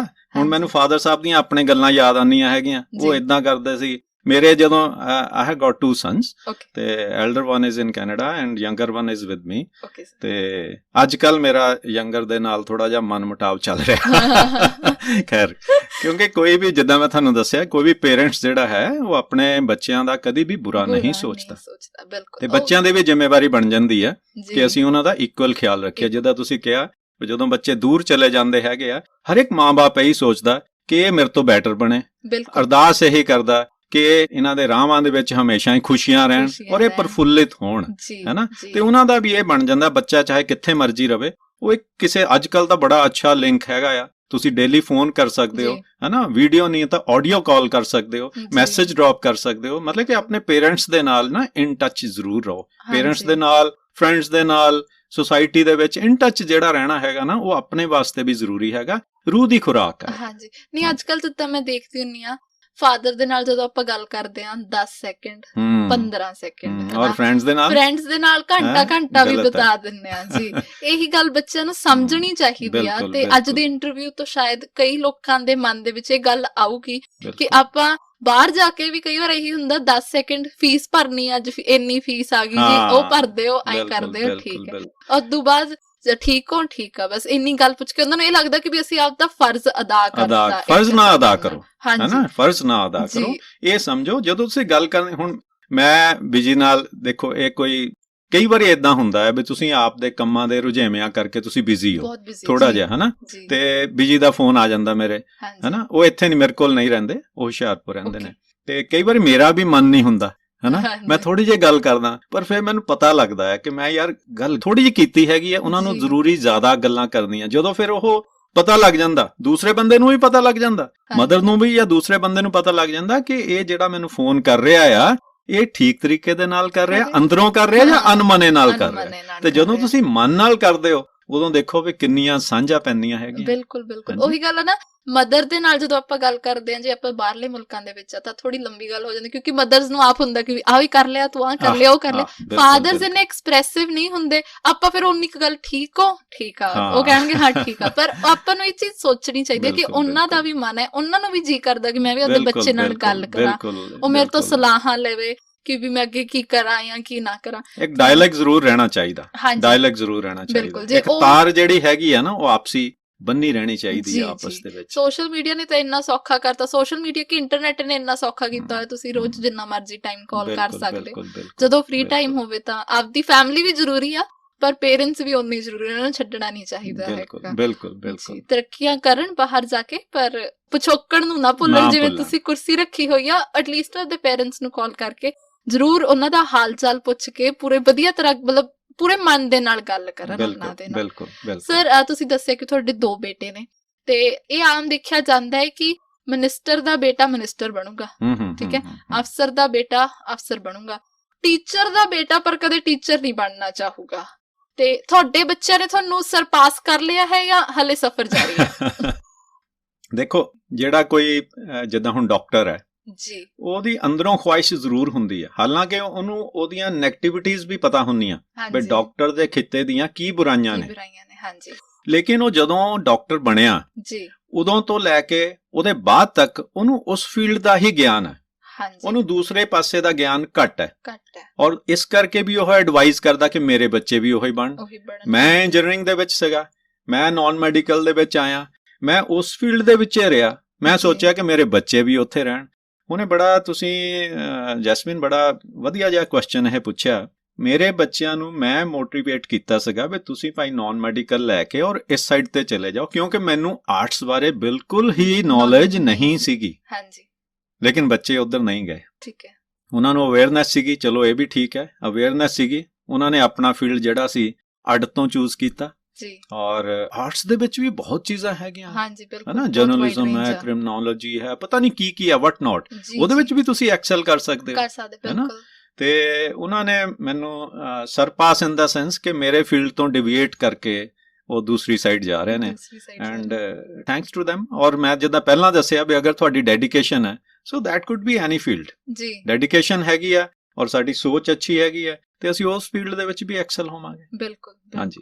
ਤਾਂ ਬੱਚਿਆਂ ਨੂੰ ਮਤਲਬ ਤੁਹਾਡੇ ਤੋਂ ਸਲਾਹ ਤਾਂ ਲੈਂਦੇ ਹੋਣਗੇ, ਤੁਸੀਂ ਆਪ ਇੰਨਾ ਵਧੀਆ, ਸਾਨੂੰ ਇੰਨਾ ਵਧੀਆ ਮਹਿਸੂਸ ਹੋ ਰਿਹਾ ਵਾ ਹੁਣੀ ਤੁਹਾਡੇ ਨਾਲ ਚੰਦ ਮਿੰਟ ਹੀ ਹਲੇ ਗੱਲ ਕੀਤੀ ਆ, ਤਾਂ ਤੁਹਾਡੇ ਤੋਂ ਸਲਾਹਾਂ ਲੈਂਦੇ ਹੋਣਗੇ। ਹਾਂਜੀ, ਸਲਾਹਾਂ ਜੈਸਮੀਨ ਲੈਂਦੇ ਨੇ, ਸਲਾਹਾਂ ਲੈਂਦੇ ਨੇ, ਲੇਕਿਨ ਇੱਕ ਟ੍ਰੈਡੀਸ਼ਨ ਜਿਹੜੀ ਚੱਲਦੀ ਆ ਰਹੀ, ਇੱਕ ਮੁਹਾਵਰਾ ਜਿਹੜਾ ਚੱਲਦਾ ਆ ਰਿਹਾ, ਉਹ ਹਰ ਇੱਕ ਜਗ੍ਹਾ ਦੇ ਉੱਤੇ ਲਾਗੂ ਹੁੰਦਾ। ਹਾਂਜੀ, ਘਰ ਕੀ ਮੁਰਗੀ ਦਾਲ ਬਰਾਬਰ, ਬਿਲਕੁਲ ਜੀ। ਕਹਿੰਦੇ ਨੇ ਬਾਹਰ ਘਰ ਦਾ ਜੋਗੀ ਜੋਗੜਾ ਤੇ ਬਾਹਰ ਦਾ ਜੋਗੀ ਸਿੱਧ। ਹਾਂਜੀ, ਔਰ ਨਹੀਂ, ਬੱਚੇ ਵੈਸੇ ਮੇਰੇ ਬੜੇ ਕਮਿਟਡ ਨੇ ਜੀ, ਡੈਡੀਕੇਟਿਡ ਨੇ। ਔਰ ਇੱਥੇ ਜਿੱਥੇ ਮੈਂ ਜਿੱਦਾਂ ਕੰਮ ਵੀ ਕਰ ਰਿਹਾ, ਉੱਥੇ ਵੀ ਜਦੋਂ ਵੀ ਮੇਰਾ ਦਿਲ ਕਰਦਾ ਆ, ਮੇਰੇ ਕੋਲ 400-500 ਬੱਚਾ ਆਲ ਓਵਰ ਇੰਡੀਆ ਹਮੇਸ਼ਾ ਹੀ ਰਹਿੰਦਾ ਆ। ਜਦੋਂ ਮੇਰੇ ਦਿਮਾਗ ਦੇ ਵਿੱਚ ਕੋਈ ਕੀੜਾ ਬੁਲਬੁਲਾਉਂਦਾ ਜਾਂ ਮੇਰੇ ਵਿਚਾਰ ਹੁੰਦੇ, ਮੈਂ ਆਪਣੇ ਕੋਲ ਨਹੀਂ ਰੱਖਦਾ। ਔਰ ਇਹ ਸ਼ਾਂਤ ਹੋਣ ਦਾ ਬਹੁਤ ਅੱਛਾ ਸਾਧਨ ਹੈ, ਟੈਨਸ਼ਨ ਰਿਲੀਜ਼ ਕਰਨ ਦਾ। ਜਦੋਂ ਵੀ ਕੋਈ ਮੇਰੇ ਵਿਚਾਰ ਆਏ ਵੀ ਏਦਾਂ ਦੱਸੀਏ, ਉਸੇ ਵੇਲੇ ਮੇਰਾ ਮੈਸੇਜ ਆਉਂਦਾ ਵੀ ਆਲ the trainees they are to gather for 10 minutes outside the institute. ਉੱਥੇ ਉਹ ਖੜੇ ਹੋ ਜਾਂਦੇ ਨੇ ਆ ਕੇ। ਅਸੀਂ ਇੱਕ ਛੋਟਾ ਜਿਹਾ ਸਪੀਕਰ ਰੱਖਿਆ ਹੈ, 5-7 ਮਿੰਟ ਵਾਸਤੇ ਮੈਂ ਉਹਨਾਂ ਨੂੰ ਦੱਸਦਾ, ਔਰ ਉਹ ਛੋਟੀਆਂ ਚੀਜ਼ਾਂ ਜਿਹੜੀਆਂ ਹੈਗੀਆਂ ਉਹਨਾਂ ਦੇ ਮਾਈਂਡ ਦੇ ਵਿੱਚ ਸਟ੍ਰਾਈਕ ਕਰਦੀਆਂ ਜੀ। ਔਰ ਉਹ ਜਾ ਕੇ ਹੁਣ ਵੀ, ਕਿਉਂਕਿ ਮੈਨੂੰ ਉਹਨਾਂ ਦਾ ਰੈਸਿਪ੍ਰੋਕੇਸ਼ਨ ਆਉਂਦੀ ਹੈ, ਆਮ ਇਨ ਦਿਸ ਫੀਲਡ ਸਿੰਸ ਲਾਸਟ 25 ਇਅਰਸ। ਔਰ ਬੜੇ ਬੰਦੇ ਆਉਂਦੇ ਨੇ ਇਨ ਫੀਲਡ, ਮਤਲਬ ਕਿ ਪ੍ਰੈਜ਼ੈਂਟ ਜੌਬ ਦੇ ਵਿੱਚ ਜਿਹੜੀ ਸੈਂਟਰਲ ਗਵਰਨਮੈਂਟ ਦੀ ਜੌਬ ਹੈਗੀ, ਔਰ ਉਹ ਆ ਕੇ ਦੱਸਦੇ ਨੇ, ਸਰ ਜਿਹੜੀ ਤੁਸੀਂ ਉਹ ਗੱਲ ਕਹੀ ਸੀ ਹੁਣ ਤੱਕ ਸਾਨੂੰ ਯਾਦ ਹੈ ਨਾ। ਤੇ ਉਹ ਜਿਹੜੇ ਬੰਦੇ ਨੇ ਉਹਨਾਂ ਵਾਸਤੇ ਤਾਂ ਮੈਂ ਸਿੱਧ ਆ ਜੀ, ਤੇ ਘਰ ਵਾਸਤੇ ਜੋਗੜਾ, ਲੇਕਿਨ ਫਿਰ ਵੀ ਬੱਚੇ ਡੈਡੀਕੇਟਿਡ ਨੇ, ਉਹ ਕੁਛ ਨਾ ਕੁਛ ਤਾਂ ਸਿੱਖਦੇ ਹੀ ਨੇ ਆਪਣੇ ਪੇਰੈਂਟਸ ਦੇ ਕੋਲੋਂ। ਹਾਂਜੀ, ਤਾਂ ਸਮਾਂ ਹੋ ਗਿਆ ਇੱਕ ਛੋਟੀ ਜੀ ਬ੍ਰੇਕ ਦਾ, ਤੇ ਅਸੀਂ ਬ੍ਰੇਕ ਦੇ ਦੌਰਾਨ ਗੀਤ ਚਲਾਉਂਦੇ ਆ, ਪੁਰਾਣੇ ਗੀਤ ਚਲਾਉਂਦੇ ਆ। ਤੁਹਾਡਾ ਕੋਈ ਪਸੰਦੀਦਾ ਗੀਤ? ਦੇਖੋ ਜੈਸਮੀਨ, ਆਪਣੀ ਪਹਿਲਾਂ ਵੈਸੇ ਹੀ ਇੱਕ ਵਾਰੀ ਗੱਲ ਹੋਈ ਸੀਗੀ ਕਿ ਮੈਨੂੰ ਗੀਤ ਸੰਗੀਤ ਦਾ, ਰੇਡੀਓ ਦੀ ਆਪਾਂ ਸ਼ੁਰੂਆਤ ਦੇ ਵਿੱਚ ਵੀ ਗੱਲ ਕੀਤੀ ਸੀਗੀ, ਉਹਦਾ ਬੜਾ ਸ਼ੌਕ ਹੈ। ਔਰ ਜਿਹੜਾ ਮੈਂ ਦੱਸਿਆ ਸੀ 3:30 ਵਜੇ ਪ੍ਰੋਗਰਾਮ ਆਂਦਾ ਸੀਗਾ ਉਰਦੂ ਸਰਵਿਸ, ਉਹਦੇ 3:30 ਤੋਂ ਲੈ ਕੇ 4:50 ਤੱਕ ਗਾਣੇ ਹੀ ਚੱਲਦੇ ਸੀਗੇ। ਔਰ 4:50 ਤੋਂ 5 ਵਜੇ ਤੱਕ ਤਬਸਰਾ ਚੱਲਦਾ ਸੀਗਾ, ਉਰਦੂ ਸਰਵਿਸ ਹੁੰਦੀ ਸੀਗੀ, ਹੈਨਾ। ਤਾਂ ਗਾਣੇ ਬੜੇ ਯਾਦ ਨੇ, ਬੜੇ ਪਸੰਦ ਨੇ। रफ़ी साहब ਦਾ ਮੈਂ ਫੈਨ ਆ ਔਰ ਉਹਨਾਂ ਵਰਗੀ ਕੋਈ ਸ਼ਖਸੀਅਤ ਹੋਣੀ ਨਹੀਂ ਹੈ। तो एक गीत मैंने बड़ा अच्छा लगता है दुनिया उसी की ज़माना उसी का जी, और मोहब्बत में जो हो गया हो किसी का, बहुत ही अच्छा गाना है। अगर तुसी प्ले कर दोगे तो that would be much better. बिल्कुल, ਤਾਂ ਤੁਸੀਂ ਇੰਜੋਏ ਕਰੋ ਜੀ ਇਹ ਗੀਤ, ਤੇ ਅਸੀਂ ਤੁਹਾਨੂੰ ਮਿਲਦੇ ਆਂ ਬ੍ਰੇਕ ਤੋਂ ਪਾਰ। दुनिया उसी की ज़माना उसी का, मोहब्बत में जो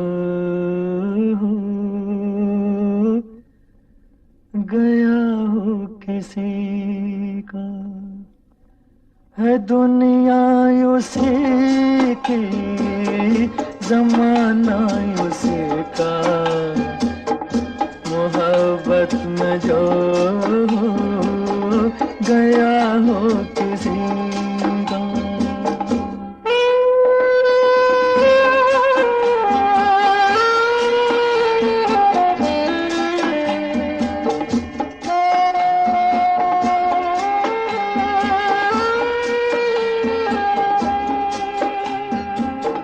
लुटा जो मुसाफिर दिल के सफर में, है जन्नत ये दुनिया उसकी नजर में। लुटा जो मुसाफिर दिल के सफर में, है जन्नत ये दुनिया उसकी नजर में।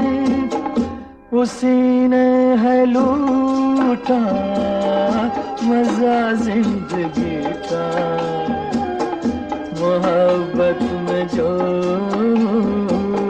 गया हो किसी का।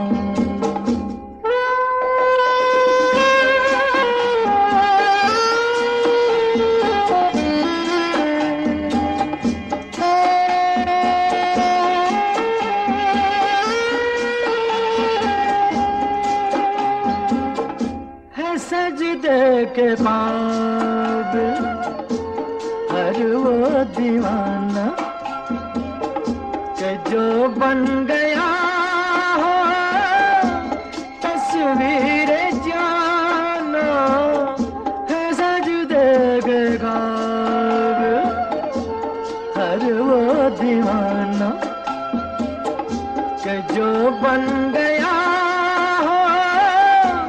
तस्वीर जाना। करो एहतराम उसकी दीवानगी का, मोहब्बत में जो गया हो किसी का।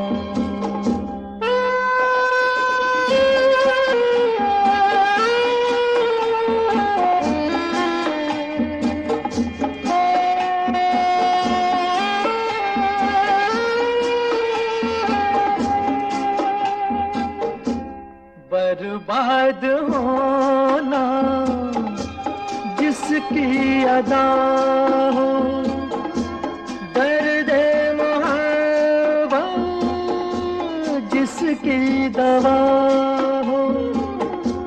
बर्बाद होना जिसकी अदा हो, दर्द जिसकी दवा हो। सताएगा क्या गम उसे जिंदगी का, मोहब्बत में जो गया हो किसी का। है दुनिया उसी की ज़माना उसी का, मोहब्बत में जो गया हो किसी का।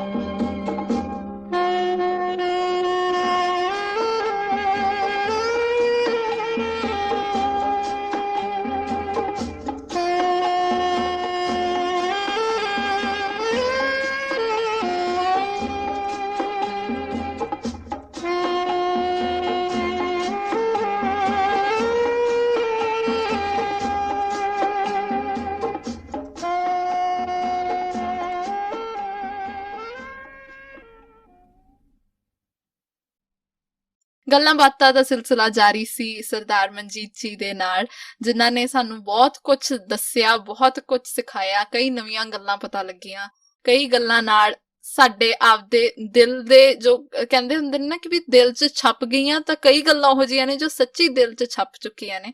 ਤਾਂ ਸਰ ਤੁਹਾਡਾ ਬਹੁਤ-ਬਹੁਤ ਸਵਾਗਤ ਹੈ ਦੁਬਾਰਾ। ਤੇ ਅਸੀਂ ਗੱਲ ਕਰ ਰਹੇ ਸੀਗੇ ਪੇਰੈਂਟਸ ਦੇ ਬਾਰੇ, ਬੱਚਿਆਂ ਦੇ ਬਾਰੇ। ਇੱਕ ਤੁਸੀਂ ਇੰਸਪੀਰੇਸ਼ਨ ਹੋ, ਹਨਾ। ਉਹ ਬੱਚੇ ਵੀ ਜਿੱਥੇ ਜਿਹੜੇ ਤੁਹਾਡੇ ਅੰਡਰ ਨੇ ਉਹ ਵੀ ਤੁਹਾਡੇ ਬੱਚੇ ਨੇ ਇੱਕ ਤਰ੍ਹਾਂ ਨਾਲ, ਹਨਾ। ਟੀਚਰਸ ਨੂੰ ਕੋਈ ਇਹ ਨਹੀਂ ਹੁੰਦਾ ਕਿ ਵੀ ਮੇਰਾ ਬੱਚਾ ਆ ਉਹ, ਸਾਰੇ ਬੱਚੇ ਤੁਹਾਡੇ ਬੱਚੇ ਨੇ, ਸਾਰੇ ਤੁਹਾਡੇ ਤੋਂ ਸੇਧਾਂ ਲੈਂਦੇ ਨੇ ਤੇ ਆਪਦੀ ਫੀਲਡ ਦੇ ਵਿੱਚ ਐਕਸਲ ਕਰਦੇ ਨੇ। ਸਰ ਇੱਕ ਜਿਵੇਂ ਆਪਾਂ ਨਾ ਆਮ ਤੌਰ ਤੇ ਦੇਖਦੇ ਆ ਕਿ ਵੀ ਜਿਹੜਾ ਇੱਕ ਵਾਰ ਬਾਹਰਲੇ ਮੁਲਕ ਚਲੇ ਜਾਂਦਾ ਹਨਾ, ਉਹ ਵਾਪਸ ਨਹੀਂ ਆਉਂਦਾ, ਬਲਕਿ ਉਹ ਉੱਥੇ ਦਾ ਹੋ ਕੇ ਰਹਿ ਜਾਂਦਾ। ਪਰ ਤੁਸੀਂ ਸਟੇਟਸ ਗਏ, 3 ਸਾਲ ਲਾਏ, ਬਟ ਫਿਰ ਵੀ ਵਾਪਸ ਆਏ। ਕੀ ਇਹ ਵਤਨਾਂ ਦਾ ਮੋਹ ਸੀ ਜਾਂ ਫਿਰ ਉੱਥੋਂ ਦਾ ਕਲਚਰ ਤੁਹਾਨੂੰ ਰਾਸ ਨਹੀਂ ਆਇਆ?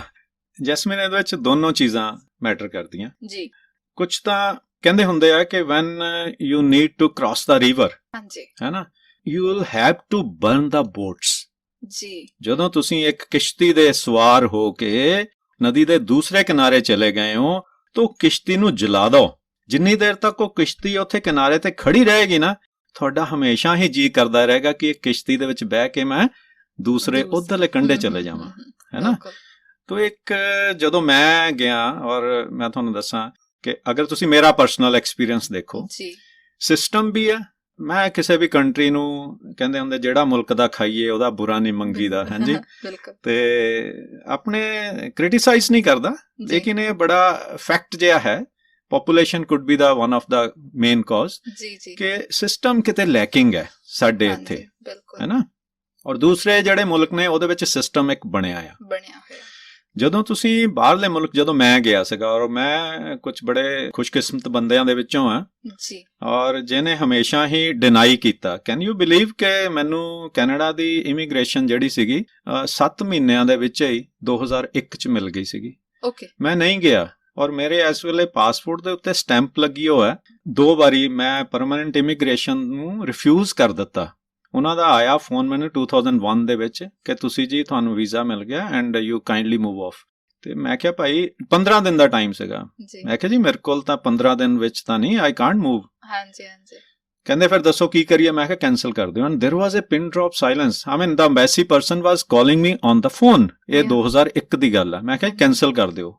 ਸਾਇਲੈਂਸ ਸੀਗਾ around 5 second. Then he told me, ਕਹ ਰਿਹਾ ਵੀ ਬੰਦਾ ਮੇਰੇ ਕੋਲ ਆ ਕੇ ਸਾਡੇ ਕੋਲ ਹੀ ਟਾਕ ਟੂ ਮੀ ਕਿ there are lot of people who comes to us with a bundle of money and you are saying refuse कर, मतलब कि कैंसिल कर दो। खैर उन्होंने जी कैंसिल करता, मेरे को पासपोर्ट आ गया and they give me another 3 months, 90 days ਦਾ ਫੇਰ ਟਾਈਮ ਦੇ ਦਿੱਤਾ ਵੀ ਤੁਸੀਂ ਜੀ ਦੁਬਾਰਾ ਮੈਡੀਕਲ ਕਰਵਾਓ ਔਰ ਦੁਬਾਰਾ ਜਾਓ। ਫਿਰ 3 ਮਹੀਨੇ ਬਾਅਦ ਫਿਰ ਮੈਂ ਮੈਡੀਕਲ ਕਰਵਾਇਆ, ਫਿਰ ਉੱਥੇ ਗਿਆ। ਜਦੋਂ ਉੱਥੇ ਗਿਆ, ਹੁਣ ਗੱਲ ਆਉਂਦੀ ਹੈਗੀ ਸਿਸਟਮ ਦੀ, ਹਾਂਜੀ। ਉੱਥੇ ਜਾ ਕੇ ਮੈਂ ਇਹ ਦੇਖਿਆ ਸਿਸਟਮ ਦੀ ਵੀ ਆਉਂਦੀ ਹੈ ਔਰ ਬੋਰਡਸ ਦੀ ਵੀ ਆਉਂਦੀ ਹੈਗੀ, ਹੈ ਨਾ। ਉੱਥੇ ਜਾ ਕੇ ਮੈਂ ਦੇਖਿਆ ਵੀ ਉਹ ਕਹਿੰਦੇ ਜਿੰਨੀ ਦੇਰ ਤੱਕ ਤੁਹਾਡੇ ਕੋਲ ਸਿਨ ਨੰਬਰ ਨਹੀਂ ਹੈ ਉਨੀ ਦੇਰ ਤੱਕ ਤੁਸੀਂ ਕੰਮ ਨਹੀਂ ਕਰ ਸਕਦੇ। ਹਾਲਾਂਕਿ ਮੈਂ PR ਗਿਆ ਸੀ, ਐਜ਼ ਪਰਮਾਨੈਂਟ ਇਮੀਗ੍ਰੈਂਟ ਗਿਆ, ਪਰਮਾਨੈਂਟ ਰੈਜ਼ੀਡੈਂਟ ਗਿਆ ਸੀਗਾ ਉੱਥੇ, ਲੇਕਿਨ ਕੱਲਾ ਗਿਆ ਸੀਗਾ। ਬੱਚੇ ਮੇਰੇ ਇੱਥੇ ਹੀ ਸੀਗੇ। At that time I was having only 1 ਸਨ। ਉਹਦੇ ਬਾਅਦ 2 ਮਹੀਨੇ ਤੱਕ ਮੈਂ ਸੋਚਿਆ ਵੀ ਇਹ ਤਾਂ ਫਿਰ ਸਾਨੂੰ ਵਿਹਲਾ ਰਹਿਣਾ ਪਏਗਾ, ਹੈ ਨਾ। ਤੇ ਮੈਨੂੰ ਵੋਟ ਵੀ ਨਜ਼ਰ ਆ ਰਹੀ ਸੀਗੀ ਕਿਉਂਕਿ ਪਿੱਛੇ ਉਸ ਸਮੇਂ ਮੈਂ ਡਿਪਟੀ ਡਾਇਰੈਕਟਰ ਸੀਗਾ ਗਵਰਨਮੈਂਟ ਆਫ ਇੰਡੀਆ ਦੇ ਵਿੱਚ। ਤੇ ਉੱਥੇ ਦਾ ਸਿਸਟਮ ਜਿਹੜਾ ਸੀ ਸ਼ੁਰੂਆਤ ਦੇ ਵਿੱਚ, ਇੱਕ ਸਾਡਾ ਜ਼ਮੀਰ ਨੇ ਮੈਨੂੰ ਅਲਾਉ ਨਹੀਂ ਕੀਤਾ। ਅਗਰ ਤਾਂ ਮੇਰਾ ਇੱਥੇ ਵਿਹਲਾ ਹੁੰਦਾ ਤਾਂ ਮੈਂ ਉੱਥੇ ਰਹਿ ਲੈਂਦਾ, ਹਾਂਜੀ। ਮੈਂ ਵਿਹਲਾ ਨਹੀਂ ਸੀਗਾ ਤੇ ਕਈਆਂ ਨੇ ਮੈਨੂੰ ਗਾਈਡ ਵੀ ਕੀਤਾ। ਬੜੀਆਂ ਸਟੋਰੀ ਜਰਾ ਲੰਬੀ ਹੋ ਜਾਣੀ ਹੈ। ਜਦੋਂ ਉੱਥੇ ਮੈਨੂੰ ਕੋਈ ਮਿਲਿਆ ਸੀਗਾ, ਉਹਨਾਂ ਨੇ ਮੈਨੂੰ ਕਿਹਾ ਵੀ ਨਹੀਂ ਤੁਸੀਂ ਵਾਪਸ ਚਲੇ ਜਾਓ, ਤੇ ਉਹਦੇ ਕਰਕੇ ਵੀ ਮੈਂ ਵਾਪਸ ਆ ਗਿਆ। ਬਟ ਇੱਕ ਖਿੱਚ ਅੰਦਰ ਜ਼ਰੂਰ ਰਹੀ ਹੈ, ਖਿੱਚ ਅੰਦਰ ਜ਼ਰੂਰ ਰਹੀ ਹੈ ਕਿ ਮੈਂ ਇੱਥੇ ਆ ਗਿਆ, ਉਹ ਠੀਕ ਸੀ, ਇਹ ਠੀਕ ਸੀਗਾ। ਉਹ ਤਾਂ ਰਹਿੰਦਾ ਹੀ ਆ, ਹਾਂਜੀ। ਮਨ ਖੜਨਾ ਬਹੁਤ, ਪੜਾਉਣਾ ਮਨ ਨੂੰ ਬਹੁਤ, यहाँ जाऊं वहां जाऊं ना, बड़ी मुश्किल में हूं मैं, किधर जाऊं, तो उदा हो ਜਾਂਦਾ। ਜਦੋਂ ਤੁਸੀਂ ਦੱਸਿਆ ਕਿ 2001 ਦੀ ਗੱਲ ਹੈ ਜਦ ਤੁਸੀਂ PR ਰਿਫਿਊਜ਼ ਕੀਤੀ ਇੱਕ ਤਰ੍ਹਾਂ ਨਾਲ, ਉਸ ਟਾਈਮ ਤੇ ਤਾਂ ਟਾਵਾ ਟੱਲਾ ਜਾਂਦਾ ਹੁੰਦਾ ਸੀ, ਹਰ ਕਿਸੇ ਦੇ ਬੱਸ ਦਾ ਰੋਗ ਨਹੀਂ ਸੀਗਾ। ਹੁਣ ਤਾਂ ਚਲੋ ਕੈਨੇਡਾ ਸੁੱਖ ਨਾਲ ਸਾਰਿਆਂ ਲਈ ਖੁੱਲਾ ਵਾ ਜੇ ਬੱਚੇ ਜਾਂਦੇ ਆ, ਤੇ ਉਦੋਂ ਟਾਵਾ ਟੱਲਾ ਜਾਂਦਾ ਸੀ। ਤੁਹਾਡੇ ਪੇਰੈਂਟਸ, ਮਤਲਬ ਤੁਹਾਡੀ ਵਾਈਫ ਨੇ ਨਹੀਂ ਤੁਹਾਨੂੰ ਇਹ ਗੱਲ ਕਹੀ ਕਿ ਵੀ ਨਹੀਂ ਆਪਣਾ ਤਾਂ ਫਿਊਚਰ ਉੱਥੇ ਸਿਕਿਉਰ ਆ? ਤੁਸੀਂ ਨਾ ਮੇਰੇ ਮਤਲਬ ਕਿ ਦਿਲ ਨੂੰ ਛੇੜ ਰਹੇ ਹੋ, ਦਿਲ ਦੀਆਂ ਤਾਰਾਂ ਨੂੰ ਛੇੜ ਰਹੇ ਹੋ। ਇਹਦੇ ਵਿੱਚ ਇੱਕ ਦੇਖੋ, ਹੁਣ ਤੁਸੀਂ ਫਿਰ ਹੈਰਾਨ ਹੋਵੋਗੇ ਜੀ। ਹੈਰਾਨੀ ਤੁਹਾਨੂੰ ਇਸ ਗੱਲ ਦੀ ਹੋਏਗੀ ਕਿ ਮੈਂ 2003 ਦੇ ਵਿੱਚ ਜਾ ਕੇ ਫਿਰ ਮੈਂ ਵਾਪਸ ਆ ਗਿਆ। ਫਿਰ 6 ਦੇ ਵਿੱਚ ਦੁਬਾਰਾ ਗਿਆ ਸੀਗਾ, ਫਿਰ ਵਾਪਸ ਆ ਗਿਆ। 2001 ਤੋਂ ਬਾਅਦ ਜਦੋਂ ਮੈਂ ਦੱਸਿਆ ਰਿਫਿਊਜ਼ ਕਰਕੇ 2003 ਚ ਗਿਆ, ਔਰ 16 ਸਾਲ ਬਾਅਦ 2019 ਦੇ ਵਿੱਚ ਮੇਰੇ ਉੱਥੇ ਬੜੇ ਫਰੈਂਡਸ ਨੇ। ਜੀ ਤੁਸੀਂ ਵਾਈਫ ਦੀ ਗੱਲ ਕੀਤੀ, ਵਾਈਫ ਹੀ ਇੱਕ ਫੈਕਟਰ ਸੀ ਜਿਹੜੀ ਕਹਿੰਦੀ ਸੀ ਨਹੀਂ ਜਾਣਾ। ਓਕੇ। ਕਹ ਰਹੀ ਸੀ ਕੀ ਕਰਨਾ, ਇੱਕ ਬੰਦਾ ਇਕੱਲਾ ਕਮਾਉਂਦਾ, ਉੱਥੇ ਸਾਰਿਆਂ ਨੂੰ ਕੰਮ ਕਰਨਾ ਪੈਂਦਾ, ਸੋ ਐਂਡ ਸੋ। 2019 ਚ ਮੇਰੇ ਕਿਸੇ ਫਰੈਂਡ ਨੇ ਕਿਹਾ ਵੀਰ ਜੀ ਤੁਸੀਂ ਸਾਨੂੰ, ਔਰ ਮੇਰੇ ਭੇਜਿਓ ਕਾਫੀ ਬੰਦੇ ਨੇ ਜਿਹੜੇ ਉੱਥੇ ਸੈਟਲ ਨੇ। ਠੀਕ ਹੈ ਜੀ। ਕਿਸੇ ਨੇ ਰਿਕੁਐਸਟ ਕੀਤੀ ਕਿ ਤੁਸੀਂ ਆ ਜਾਓ ਕੈਨੇਡਾ ਆਓ। ਮੈਂ ਕਿਹਾ ਓਕੇ। ਹੁਣ ਇੱਥੇ ਤੁਸੀਂ ਫੇਰ ਹੈਰਾਨ ਹੋਣੇ ਵਾਲੀ ਗੱਲ ਆ, ਮੇਰੇ ਸਰੋਤੇ ਵੀ ਹੈਰਾਨ ਹੋਣਗੇ ਵੀ ਇਹ ਕਿੱਦਾਂ ਦੀਆਂ ਗੱਲਾਂ ਕਰ ਰਹੇ ਨੇ। 2019 ਦੇ ਵਿੱਚ ਮੈਂ ਵੀਜ਼ਾ ਅਪਲਾਈ ਕੀਤਾ ਜੀ, ਵਿਜ਼ਟਰ ਵੀਜ਼ਾ ਅਪਲਾਈ ਕੀਤਾ 2019 ਚ। ਹਾਂਜੀ, ਅਪ੍ਰੈਲ ਚ ਅਪਲਾਈ ਕੀਤਾ। ਜਿਹੜੇ ਨਾਲ ਦੇ ਸੀਗੇ ਕਿਸੇ ਦਾ 5 ਦਿਨਾਂ ਚ ਆ ਗਿਆ, ਕਿਸੇ ਦਾ 10 ਦਿਨਾਂ ਚ ਆ ਗਿਆ, ਮੇਰਾ ਆਇਆ ਹੀ ਨਹੀਂ। ਮੈਂ ਕਿਹਾ ਭਾਈ ਇਹ ਤਾਂ ਬੜੀ ਪ੍ਰੋਬਲਮ ਹੈ। ਮੈਂ ਕਿਹਾ ਮੇਰਾ ਵੀਜ਼ਾ ਨਹੀਂ ਆ ਰਿਹਾ। ਮੈਂ ਉਹਨੂੰ ਪੁੱਛਿਆ ਜਿਹਦੇ ਥਰੂ ਅਪਲਾਈ ਕੀਤਾ ਸੀ, ਉਹ ਕਹਿੰਦਾ ਸਰ ਕੋਈ ਨਹੀਂ ਵੀ ਆ ਜਾਏਗਾ, ਕहीं ਨਾ ਕहीं ਪ੍ਰੋਬਲਮ ਹੁੰਦੀ ਹੈ। Jasmine, you won't believe, after a month, I received a letter from the embassy that, gentlemen, you are the permanent resident of the Canada. Oh my God. So, we are giving you 3 options. You kindly fill up the PR, permanent resident travel document for you and for all the dependents. Ek reason, first clause. Second is that you refuse, you renounce the PR and go for the temporary visa. Third, you don't do anything and relax. And ਇੱਥੇ ਹੁਣ ਇੱਕ surprise ਵਾਲੀ ਗੱਲ ਹੈ। ਸਰਦਾਰ ਜੀ ਕਹਿੰਦੇ ਹੁੰਦੇ ਨਾ, ਜਦੋਂ ਦੇ ਦਹੀਂ ਔਰ ਲੈ ਦਹੀਂ ਚ ਫਰਕ ਹੁੰਦਾ। ਜਦੋਂ ਤੁਹਾਨੂੰ ਕੋਈ ਚੀਜ਼ ਈਜ਼ੀਲੀ ਮਿਲ ਜਾਵੇ ਨਾ ਤੇ ਤੁਸੀਂ ਉਹਨੂੰ ਦੁਤਕਾਰਦੇ ਆ, ਕਦਰ ਨਹੀਂ ਹੁੰਦੀ, ਹੈ ਨਾ ਜੀ। ਐਫਰਟਸ ਦੇ ਨਾਲ ਤਾਂ ਹੀ ਕਹਿੰਦੇ ਆ ਬੱਚਿਆਂ ਨੂੰ ਨਾ ਤੁਹਾਨੂੰ ਈਜ਼ੀ ਵੇ ਦੇ ਵਿੱਚ ਨਹੀਂ ਰੱਖਣਾ ਚਾਹੀਦਾ। ਹਾਂਜੀ, ਉਹਨਾਂ ਨੂੰ ਤੁਸੀਂ ਜ਼ਿੰਦਗੀ ਦੀਆਂ ਜਿਹੜੀਆਂ ਮਸਰੂਫੀਅਤ ਆ, ਜ਼ਿੰਦਗੀ ਦੀਆਂ ਜਿਹੜੀਆਂ ਔਕੜਾਂ ਆ, ਉਹਨਾਂ ਦੇ ਵਿੱਚ ਪਾਓ ਤਾਂ ਉਹ ਸਟਰੋਂਗ ਹੋਏਗਾ। ਤੇ ਮੈਨੂੰ ਜਦੋਂ ਆਈ ਤੇ ਮੈਂ ਰਿਨਾਉਂਸ ਕਰ ਦਿੱਤੀ ਔਰ ਉਹਨਾਂ ਨੇ ਮੈਨੂੰ ਅਗਲੇ ਦਿਨ ਹੀ ਟੈਂਪਰੇਰੀ ਵੀਜ਼ਾ ਦੇ ਦਿੱਤਾ। ਠੀਕ। 2019 ਚ ਕੈਨੇਡਾ ਗਏ ਅਸੀਂ ਔਰ ਇਹ ਫਿਰ ਟਰਨਿੰਗ ਪੁਆਇੰਟ ਸੀ। ਵਾਈਫ ਵੀ ਨਾਲ ਗਈ। ਹਾਂਜੀ, ਜਦੋਂ ਵਾਈਫ ਗਈ ਇਹਨੇ ਦੇਖਿਆ ਉੱਥੇ ਜਾ ਕੇ, ਔਰ the moment I landed in Canada ਤਾਂ ਫਿਰ ਆਈ ਥੌਟ ਇਟ ਕਿ this is a big mistake because my wife also told me this is a good country and we have to, but ਉਦੋਂ ਤੱਕ ਬੜੀ ਦੇਰ ਹੋ ਚੁੱਕੀ ਸੀ। ਫਿਰ ਮੈਂ ਆ ਕੇ ਅੰਬੈਸੀ ਨੂੰ ਲੈਟਰ ਵੀ ਪਾਈ ਔਰ ਇੱਕ ਹੋਰ ਫਿਰ ਅੰਬੈਸੀ ਨੇ ਰਿਪਲਾਈ ਕੀਤਾ। ਹਾਲਾਂਕਿ ਜਨਰਲੀ ਇਦਾਂ ਦੀਆਂ ਚਿੱਠੀਆਂ ਦੀ ਨਹੀਂ ਰਿਪਲਾਈ ਕਰਦੇ, ਬਟ ਮੈਨੂੰ ਉਹਨਾਂ ਨੇ ਰਿਪਲਾਈ ਕੀਤਾ ਬਿਕੋਜ਼ ਮੈਂ ਜਸਟੀਫਾਈ ਵੀ ਕੀਤਾ ਸੀਗਾ ਵਾਈ ਆਮ ਰਿਨਾਉਂਸਿੰਗ। ਤਾਂ ਖੈਰ ਬੜੀਆਂ ਚੀਜ਼ਾਂ ਹੈਗੀਆਂ ਜ਼ਿੰਦਗੀ ਦੇ ਨਾਲ ਜੁੜੀਆਂ ਆ ਔਰ ਇਹੀ ਮੇਰੀ ਬੜਾ ਰਿਗਰੈਟ ਸੀਗਾ ਜਿਹੜਾ ਕਿ ਮੈਂ ਉਦੋਂ ਕੀਤਾ। ਬਟ ਉਦੋਂ ਵੀ ਇਹ ਰਿਗਰੈਟ ਨਹੀਂ ਹੈ, ਪਤਾ ਨਹੀਂ ਪਰਮਾਤਮਾ ਨੇ ਉਸ ਵਾਹਿਗੁਰੂ ਨੇ ਕਿਹੜੀ ਚੀਜ਼ ਲਿਖੀ ਹੋ। Now my son is in Canada and ਮੇਰੇ ਕੋਲ ਸਾਡੇ ਕੋਲ ਹੈ, ਦੇਖੋ ਕੀ ਲਿਖਿਆ, what in store for you for the next moment nobody knows. You never know. ਜਿੱਦਾਂ ਸਰ ਤੁਸੀਂ ਉਹ ਦੱਸ ਰਹੇ ਹੋ ਕਿ ਵੀ ਕੈਨੇਡਾ ਜਦੋਂ ਮਤਲਬ ਗਏ, ਤੁਹਾਡੀ ਵਾਈਫ ਵੀ ਚਾਹੁੰਦੇ ਸੀਗੇ ਕਿ ਵੀ ਕਿਤੇ ਨਾ ਕਿਤੇ ਆਪਾਂ ਜੇ ਕੈਨੇਡਾ ਸੈਟਲ ਹੋ ਜਾਂਦੇ, ਤੁਹਾਨੂੰ ਇਹ ਲੱਗਦਾ ਕਿ ਜੋ ਇਸ ਸਮੇਂ ਤੁਸੀਂ ਇੰਡੀਆ ਦੇ ਵਿੱਚ ਕਰ ਰਹੇ ਹੋ ਉੱਥੇ ਕੈਨੇਡਾ ਦੇ ਵਿੱਚ ਜੇ ਕੋਈ ਜੌਬ ਕਰਦੇ ਤਾਂ ਉਹ ਇਸ ਨਾਲੋਂ ਵਧੀਆ ਹੋਣੀ ਸੀ, ਤੁਹਾਡਾ ਲਾਈਫ ਸਟਾਈਲ ਵਧੀਆ ਹੋਣਾ ਸੀ? ਨਹੀਂ, ਬਿਲਕੁਲ ਨਹੀਂ, ਬਿਲਕੁਲ ਨਹੀਂ। ਦੇਖੋ ਤੁਸੀਂ ਸਾਡੇ, ਮੈਂ ਕਹਿੰਦਾ ਕਿ ਲੱਖ ਬੁਰਾਈਆਂ ਹੈਗੀਆਂ, ਇੱਥੇ ਸਿਸਟਮ ਨਹੀਂ ਆ। ਫਿਰ ਵੀ ਜਿੱਥੇ ਤੁਸੀਂ ਜੰਮੇ ਆ ਨਾ, ਹੁਣ ਮੈਂ ਇਹਨੂੰ ਸੈਂਟੀਮੈਂਟਲੀ ਅਗਰ ਲੈ ਲਵਾਂ, ਜਿਹੜੀ ਸਾਡੀ ਮਿੱਟੀ ਹੁੰਦੀ ਆ ਨਾ ਜੀ, ਉਹਦੀ ਜਿਹੜੀ ਖੁਸ਼ਬੂ ਹੁੰਦੀ ਹੈ, ਉਹ ਹੁਣ ਪਰਮਾਤਮਾ ਨੇ ਸਾਨੂੰ ਕਿਉਂ ਇੱਥੇ ਪੈਦਾ ਕੀਤਾ? ਕੁਝ ਰੀਜ਼ਨ ਤਾਂ ਹੋਏਗਾ ਨਾ। ਅਸੀਂ ਛੱਡ ਕੇ ਜਦੋਂ ਉਸ ਪਿਛੋਕੜ ਨੂੰ ਛੱਡ ਕੇ ਕਿਤੇ ਹੋਰ ਜਗ੍ਹਾ ਚਲੇ ਜਾਂਦੇ ਹੋ ਨਾ, ਉਹ ਖਿੱਚ ਜ਼ਰੂਰ ਰਹਿੰਦੀ ਹੈ। ਹਾਂਜੀ, ਇੱਕ ਹੋਰ ਮੈਂ ਫੈਕਟ ਤੁਹਾਨੂੰ ਦੱਸਣ ਲੱਗਾ, ਕੋਈ ਵੀ ਤੁਹਾਡਾ ਬਾਹਰ ਜਿਹੜਾ ਕੋਈ ਬੰਦਾ ਰਹਿੰਦਾ, weather he is in US, Canada, UK ਔਰ ਵੇਅਰ ਐਵਰ ਇਟ ਇਜ਼, ਤੁਸੀਂ ਉਹਨੂੰ ਪੁੱਛੋ, ਉਹਦੇ ਨਾਲ ਬੈਠੋ, ਜਿਹੜੇ ਇੱਧਰ ਆਉਂਦੇ ਉਹ ਵੀ ਜਾਂ ਉੱਥੇ ਤੁਸੀਂ ਜਾਂਦੇ ਹੋ ਤਾਂ ਵੀ, ਉਹਨੂੰ ਕਹੋ ਵੀ ਮੇਰੇ ਸਾਹਮਣੇ ਬੈਠ, ਦਿਲ ਤੇ ਰੱਖ ਹੱਥ ਤੇ ਦੱਸ ਵੀ ਖੁਸ਼ ਆ। ਸਿੰਪਲ ਜੀ ਇੱਕ ਗੱਲ ਪੁੱਛੋ, ਕਿਉਂਕਿ ਉਹਦੇ ਅੰਦਰੋਂ ਭਾਂਬੜ ਨਿਕਲ ਜਾਣਗੇ, ਅੱਖਾਂ ਦੇ ਵਿੱਚੋਂ ਉਹਦੇ ਹੰਝੂ ਨਿਕਲਣਗੇ ਜੀ। ਬਾਕੀ ਪ੍ਰੋਸ ਐਂਡ ਕੌਨਸ ਤਾਂ ਦੋਨੋਂ ਸਾਈਡ ਦੇ ਉੱਤੇ ਹੁੰਦੇ ਆ। ਉਸ ਮੁਲਕਾਂ ਦੇ ਵਿੱਚ ਇੱਕ ਸਿਸਟਮ ਜ਼ਰੂਰ ਹੈ ਨਾ ਜੀ, ਸਿਸਟਮ ਹੈ, ਲੇਕਿਨ all the time you need to work. ਬਿਲਕੁਲ, 5 ਉਂਗਲਾਂ ਬਰਾਬਰ ਨਹੀਂ ਹੁੰਦੀਆਂ। ਲੇਕਿਨ ਮੈਂ ਇੱਧਰਲੇ ਪਾਸੇ ਜਿੰਨਾ ਕੁ ਮੈਨੂੰ ਇਸ ਮੇਰੀ ਜੌਬ ਨੇ ਦਿੱਤਾ, ਉਹ ਮੈਂ ਬੜਾ ਸੈਟਿਸਫਾਈਡ ਹਾਂ ਔਰ ਰੱਬ ਦੀ ਦਇਆ ਦੇ ਨਾਲ ਮੈਂ ਹੈ ਤਾਂ ਗਵਰਨਮੈਂਟ ਜੌਬ ਦੇ ਵਿੱਚ, ਬਟ ਮੈਂ ਉਦਾਂ ਦਾ ਸਰਕਾਰੀ ਅਫਸਰ ਨਹੀਂ ਆ ਜੀ। ਮੇਰਾ ਜ਼ਿੰਦਗੀ ਦਾ ਅਸੂਲ ਹੈ, ਮੈਂ ਪੂਰਾ ਡੈਡੀਕੇਸ਼ਨ ਦੇ ਨਾਲ ਕੰਮ ਕਰਦਾ ਔਰ ਮੈਨੂੰ ਰਿਵਾਰਡ ਬੜਾ ਦਿੱਤਾ ਹੈਗਾ ਗਵਰਨਮੈਂਟ ਆਫ ਇੰਡੀਆ ਨੇ, ਬਹੁਤ ਰਿਵਾਰਡ ਦਿੱਤੇ ਨੇ। ਮੈਂ ਇਸ ਗੱਲ ਤੇ ਮੈਂਸ਼ਨ ਕਰਨਾ ਚਾਹੂੰਗੀ ਕਿ ਸਰ ਪਹਿਲੇ ਇਹੋ ਜਿਹੇ ਡਾਇਰੈਕਟਰ ਨੇ ਜਿਨ੍ਹਾਂ ਨੂੰ ਵਿਗਿਆਨ ਭਵਨ ਦੇ ਵਿੱਚ ਬੁਲਾ ਕੇ ਸਨਮਾਨਿਤ ਕੀਤਾ ਗਿਆ। ਸਰ ਇਹ ਤਾਂ ਬਹੁਤ ਵੱਡੀ ਅਚੀਵਮੈਂਟ ਹੈ, ਰਾਈਟ? ਬੱਚਿਆਂ ਨੂੰ ਵੀ ਤੁਹਾਡੇ ਤੋਂ ਸੇਧ ਮਿਲਦੀ, ਜਿਹੜੇ ਬੱਚੇ ਪੜ੍ਹਦੇ ਨੇ ਉਹਨਾਂ ਨੂੰ ਵੀ ਲੱਗਦਾ ਹੋਊਗਾ ਨਾ ਕੋਈ ਤੁਹਾਡੇ 'ਚ ਇੰਸਪੀਰੇਸ਼ਨ ਦੇਖਦਾ ਹੋਊਗਾ ਕਿ ਵੀ ਅਸੀਂ ਸਰ ਵਰਗੇ ਬਣਨਾ, ਅਸੀਂ ਇੰਨੀ ਮਿਹਨਤ ਕਰੀਏ, ਅਸੀਂ ਸਰ ਵਰਗੇ ਬਣੀਏ। ਤੁਹਾਡੇ ਵਿਚਾਰ ਸੁਣਦੇ ਨੇ, ਉਹ ਵੀ ਡੈਡੀਕੇਟਡ ਹੁੰਦੇ ਹੋਣਗੇ ਕਿ ਵੀ ਅਸੀਂ ਵੀ ਕਰ ਸਕਦੇ ਹਾਂ। ਜੈਸਮੀਨ ਸ਼ੁਰੂਆਤ 'ਚ ਗੱਲ ਕੀਤੀ ਸੀਗੀ ਨਾ, ਮੈਂ ਕਿਹਾ ਮੇਰੇ ਇੱਕ ਮਨ ਦੇ ਵਿੱਚ ਛੁਪਿਆ ਆਇਆ ਸੀਗਾ ਤੇ ਮੈਂ ਕਿਤੇ ਖੜਾ ਹੋਵਾਂ ਤੇ ਸਾਹਮਣੇ ਬੰਦੇ ਉੱਥੇ ਕਲੈਪਿੰਗ ਕਰਨ। ਹਾਲਾਂਕਿ ਮੈਂ ਆਲ ਇੰਡੀਆ ਕਲਚਰਲ ਸੁਸਾਇਟੀ ਦਾ ਪ੍ਰੈਜ਼ੀਡੈਂਟ ਵੀ ਸੀਗਾ, ਰਿਹਾ ਹੈਗਾ ਆ, ਤੇ ਇਸ ਸਾਈਡ ਦੇ ਉੱਤੇ ਵੀ ਕਾਫੀ ਜੁੜਿਆ ਆ।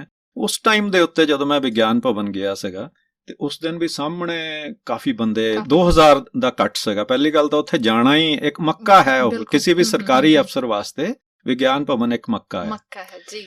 ਤੇ ਦੋ ਚੀਜ਼ਾਂ ਮੇਰੀਆਂ ਰੱਬ ਨੇ ਪੂਰੀਆਂ ਕੀਤੀਆਂ। ਇੱਕ ਵਾਰੀ ਜਿੱਦਾਂ ਤੁਸੀਂ ਅਵਾਰਡ ਦੀ ਗੱਲ ਕੀਤੀ, ਮੈਂ ਇੱਕ MOU ਸਾਈਨ ਕੀਤਾ ਸੀਗਾ। ਆਲ ਦਾ ਬਿਗ ਮਿਨਿਸਟਰਸ ਜਿਹੜੇ ਵੀ ਸਾਡੇ ਸੀਗੇ, ਮੋਤਬਾਰ ਸੀਗੇ, ਉਹ ਪਿੱਛੇ ਮੇਰੇ ਖੜੇ ਸੀਗੇ, ਨਿਰਮਲ ਸੀਤਾਰਮਨ ਔਰ ਤੋਮਰ ਐਂਡ ਆਲ ਮਿਨਿਸਟਰ ਸਾਡੇ, ਰਵੀ ਸ਼ੰਕਰ ਪ੍ਰਸਾਦ ਐਂਡ RK ਸਿੰਘ ਵਗੈਰਾ ਵਗੈਰਾ, ਹੈ ਨਾ ਜੀ, ਸਾਡੇ ਮਹਿੰਦਰਨਾਥ ਪਾਂਡੇ ਆਪ ਦੇ ਮੰਤਰੀ ਸੀਗੇ।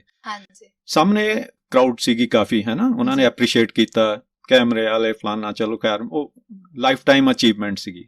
ਖੜਾ ਸੀਗਾ ਉਸ, ਜਦੋਂ ਮੈਂ ਸਾਹਮਣੇ ਖੜਾ ਸੀਗਾ, ਪਿੱਛੇ ਮਿਨਿਸਟਰ ਸੀਗੇ, ਤੇ ਮੇਰੇ ਮਨ ਦੇ ਵਿੱਚ ਫੁਰਨਾ ਆਇਆ। ਮੈਂ ਪਰਮਾਤਮਾ ਨੂੰ, ਵਾਹਿਗੁਰੂ ਨੂੰ ਕਿਹਾ, ਵੈਸੇ ਸੋਚਿਆ, ਸੋਚਦਾ ਨਾ ਬੰਦਾ ਜਦੋਂ ਇੱਕ ਜਗ੍ਹਾ ਦੇ ਉੱਤੇ ਚੱਲ ਜਾਂਦਾ ਆ, ਜਦੋਂ ਤੁਹਾਡੇ ਕੋਲ ਕਾਰ ਹੁੰਦੀ ਹੈ ਲੈਟਸ ਸੇ, ਤੇ ਤੁਸੀਂ ਉੱਪਰਲੇ ਪਾਸੇ ਮਾਰੂਤੀ ਆ, ਤੁਸੀਂ ਮਰਸੀਡੀਜ਼ ਬਾਰੇ ਸੋਚੋਗੇ, ਮਰਸੀਡੀਜ਼ ਹੈ ਤਾਂ ਉਸ ਤੋਂ ਉੱਪਰ ਵਾਲੀ ਕਾਰ ਬਾਰੇ ਸੋਚੋਗੇ। ਜਦੋਂ ਮੈਂ ਉੱਥੇ ਖੜਾ ਸੀਗਾ, ਮੈਂ ਮਹਾਰਾਜ ਨੂੰ ਕਿਹਾ ਵੀ ਕਦੀ ਏਦਾਂ ਦਾ ਮੌਕਾ ਵੀ ਆਏਗਾ ਕਿ ਮੈਂ ਜਿੱਥੇ ਮੰਤਰੀ ਹੈਗੇ ਨੇ ਮੈਂ ਉੱਥੇ ਜਾਵਾਂ, ਹਨਾ, ਫੁਰਨਾ ਆਇਆ ਇੱਕ। ਤਾਂ ਖੈਰ ਉਹ ਮੂਮੈਂਟ ਖਤਮ ਹੋ ਗਿਆ, that was a big achievement. ਮੈਂ ਆ ਗਿਆ, ਆ ਕੇ ਅਰਾਊਂਡ 1.5 ਮਹੀਨੇ ਬਾਅਦ SGPC ਦੇ ਨਾਲ ਮੇਰੀ ਇੱਕ ਮੀਟਿੰਗ ਸੀਗੀ। ਮੈਂ ਉਹਨਾਂ ਦੇ ਚੀਫ ਸੈਕਟਰੀ ਸੀਗੇ ਡਾਕਟਰ ਰੂਪ ਸਿੰਘ, ਅੰਮ੍ਰਿਤਸਰ ਸਾਹਿਬ ਦੇ ਵਿੱਚ। ਉੱਥੇ ਜਾ ਕੇ ਮੇਰੀ ਇੱਕ ਮੀਟਿੰਗ ਹੋਈ। ਮੀਟਿੰਗ ਤੋਂ ਬਾਅਦ ਇੱਕ ਦਿਨ ਮੈਂ ਕਿਹਾ ਮੈਂ ਰਹਿਣਾ, ਮਹਾਰਾਜ ਦਾ ਦਰਸ਼ਨ ਕਰਕੇ ਪਰਿਕਰਮਾ ਕਰ ਰਿਹਾ ਸੀ, ਤਾਂ ਮੈਨੂੰ ਫੋਨ ਆਇਆ, ਕਹਿੰਦੇ ਤੁਸੀਂ ਕੱਲ ਨੂੰ ਨਾ ਦਿੱਲੀ ਆਣਾ, ਵਿਗਿਆਨ ਭਵਨ ਦੇ ਵਿੱਚ ਆਣਾ ਹੈਗਾ, ਤੁਹਾਡੀ ਜ਼ਰੂਰਤ ਹੈ। ਮੈਨੂੰ ਦੱਸਿਆ ਨਹੀਂ ਕੁਝ ਵੀ, ਔਰ ਮੈਂ ਪਹੁੰਚਿਆ। 10 ਦਸੰਬਰ ਦੀ ਗੱਲ ਹੈ ਮੈਨੂੰ, ਅਗਰ ਆਈ ਐਮ ਨਾਟ ਫੋਰਗੇਟਿੰਗ। ਔਰ ਉੱਥੇ ਆਇਆ ਜਦੋਂ ਮੈਂ ਵਿਗਿਆਨ ਭਵਨ, ਮੈਂ ਸਾਹਮਣੇ ਬੈਠ ਗਿਆ। ਮੈਂ ਕਿਹਾ ਕੋਈ ਇੱਥੇ ਜ਼ਰੂਰ, ਕਹਿੰਦੇ ਇੱਥੇ ਨਹੀਂ, ਤੁਸੀਂ ਪਿੱਛੇ ਬੈਠੋ। ਦੈਟ ਵਾਜ਼ ਦਾ ਸੈਕੰਡ ਮੌਕਾ, ਸੈਕੰਡ ਚਾਂਸ, ਕਿ ਜਦੋਂ ਮੈਨੂੰ ਉੱਥੇ ਬੈਠਣ ਦਾ ਮੌਕਾ ਮਿਲਿਆ ਜਿੱਥੇ ਉਹ ਬੈਠੇ ਸੀਗੇ। ਔਰ ਉਹ ਵੀ ਬੜੀ ਅੱਛੀ ਅਚੀਵਮੈਂਟ, ਮਹਾਰਾਜ ਦਾ ਸਦਕਾ ਹੈਗਾ ਜੀ, ਉਹਨਾਂ ਦੀਆਂ ਬਲੇਸਿੰਗਸ ਹੈ। ਮੈਂ ਬੜਾ ਸ਼ੁਕਰਗੁਜ਼ਾਰ ਹਾਂ ਉਸ ਪਰਮਾਤਮਾ ਦਾ, ਉਸ ਵਾਹਿਗੁਰੂ ਦਾ। ਠੀਕ ਹੈ ਜੀ ਸਰ, ਇਹ ਤਾਂ ਫਿਰ ਬਹੁਤ ਵੱਡੀ ਇੱਕ ਅਚੀਵਮੈਂਟ ਸੀ, ਹਨਾ। ਤੁਹਾਨੂੰ ਉਹ ਸਟੇਜ ਤੇ ਜਾ ਕੇ ਵੀ, ਆਪਦੀ ਚੇਅਰ ਤੇ ਬੈਠ ਕੇ ਵੀ ਤੁਹਾਨੂੰ ਬਿਲਕੁਲ ਉਹ ਕੁਰਸੀ ਦੀ ਯਾਦ ਆਈ ਹੋਗੀ ਜਿੱਥੋਂ ਤੁਸੀਂ ਸ਼ੁਰੂਆਤ ਕੀਤੀ। ਜੈਸਮੀਨ, ਮੈਂ ਤੁਹਾਨੂੰ ਫੇਰ ਟੋਕ ਰਿਹਾ ਜੀ, ਕੋਈ ਕਲੈਪਿੰਗ ਵਾਲੀ ਗੱਲ ਫੇਰ ਰਹਿ ਗਈ।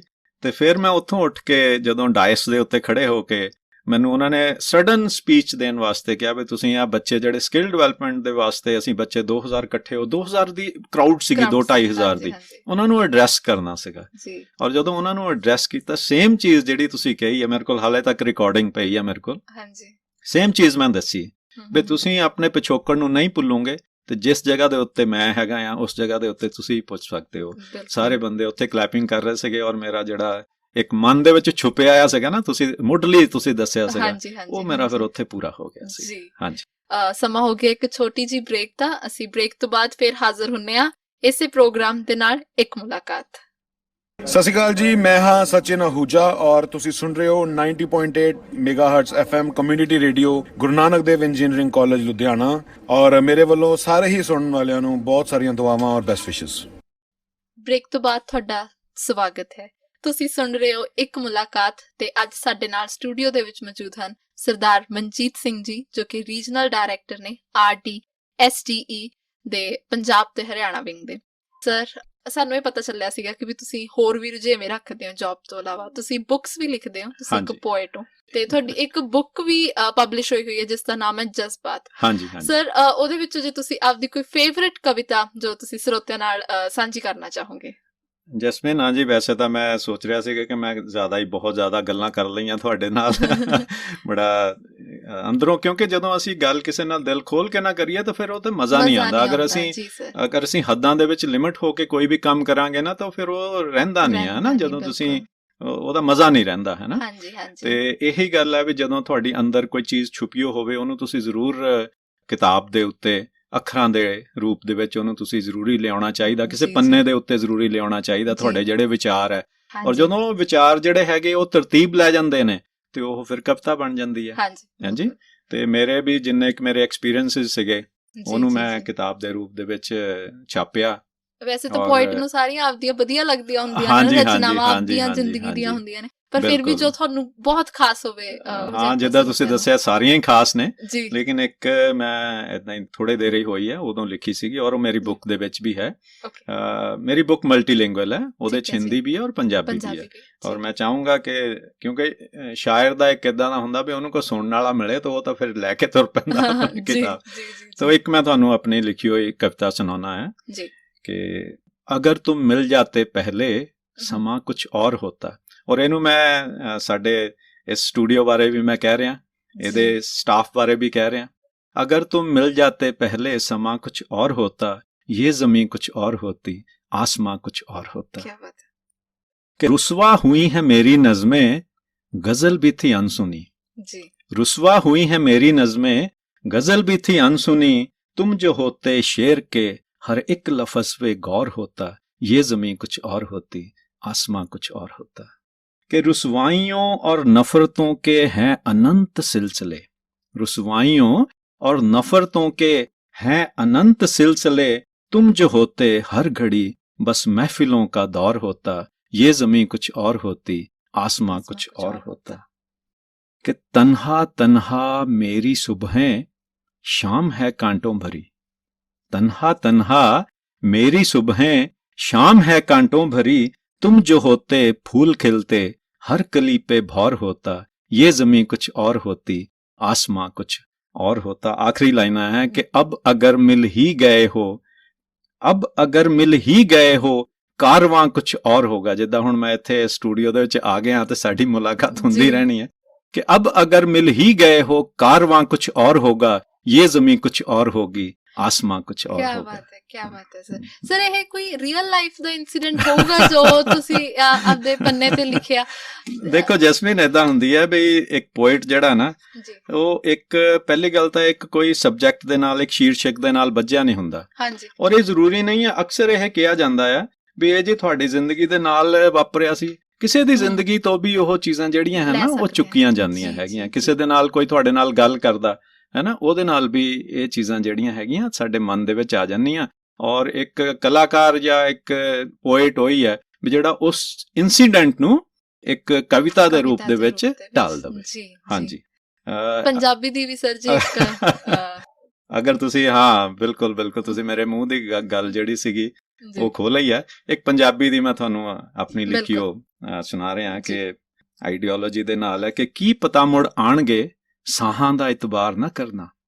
ਕੀ ਪਤਾ ਮੁੜ ਆਣਗੇ ਸਾਹਾਂ ਦਾ ਇਤਬਾਰ ਨਾ ਕਰਨਾ, ਉਹ ਬੇਵਫਾ ਹੋ ਜਾਣਗੇ ਇੰਨਾ ਵੀ ਤੂੰ ਪਿਆਰ ਨਾ ਕਰਨਾ। ਕੀ ਬਾਤ ਹੈ। ਕੀ ਪਤਾ ਮੁੜ ਆਣਗੇ ਸਾਹਾਂ ਦਾ ਇਤਬਾਰ ਨਾ ਕਰਨਾ, ਉਹ ਬੇਵਫਾ ਹੋ ਜਾਣਗੇ ਇੰਨਾ ਵੀ ਤੂੰ ਪਿਆਰ ਨਾ ਕਰਨਾ। ਕਿ ਸੁਪਨੇ ਸਾਰੇ ਭੱਜਦੇ ਵੇਖੇ, ਦਿਲ ਤੇ ਪੱਥਰ ਵੱਜਦੇ ਵੇਖੇ। ਜੀ ਸੁਪਨੇ ਸਾਰੇ ਭੱਜਦੇ ਵੇਖੇ ਔਰ ਦਿਲ ਤੇ ਪੱਥਰ ਵੱਜਦੇ ਵੇਖੇ। ਲੋਕੀ ਹਾਸਾਂ ਪਾਣਗੇ ਮੁਹੱਬਤ ਦਾ ਇਜ਼ਹਾਰ ਨਾ ਕਰਨਾ। ਕੀ ਬਾਤ ਹੈ। ਕੀ ਪਤਾ ਮੁੜ ਆਣਗੇ ਸਾਹਾਂ ਦਾ ਇਤਬਾਰ ਨਾ ਕਰਨਾ। ਕਿ ਯੋਧੇ ਮਰਦੇ ਵਿੱਚ ਮੈਦਾਨਾਂ ਡੁੱਬਦੇ ਤਾਰੂ ਤਰ ਤਰ ਕੇ। ਯੋਧੇ ਮਰਦੇ ਵਿੱਚ ਮੈਦਾਨਾਂ ਡੁੱਬਦੇ ਤਾਰੂ ਤਰ ਤਰ ਕੇ। ਕਿ ਜਮਤਾਂ ਫੇਰਾ ਪਾਣਗੇ ਪਰ ਤੂੰ ਪਿੱਠ ਤੇ ਵਾਰ ਨਾ ਕਰਨਾ। ਕੀ ਪਤਾ ਮੁੜ ਆਣਗੇ ਸਾਹਾਂ ਦਾ ਇਤਬਾਰ ਨਾ ਕਰਨਾ। ਕਿ ਖਿੱਚਦੇ ਸਿਖਰ ਚੜਾ ਕੇ ਤੋੜ ਦੇਣਗੇ, ਛੱਲੇ ਤੇਰੇ ਮੋੜ ਦੇਣਗੇ।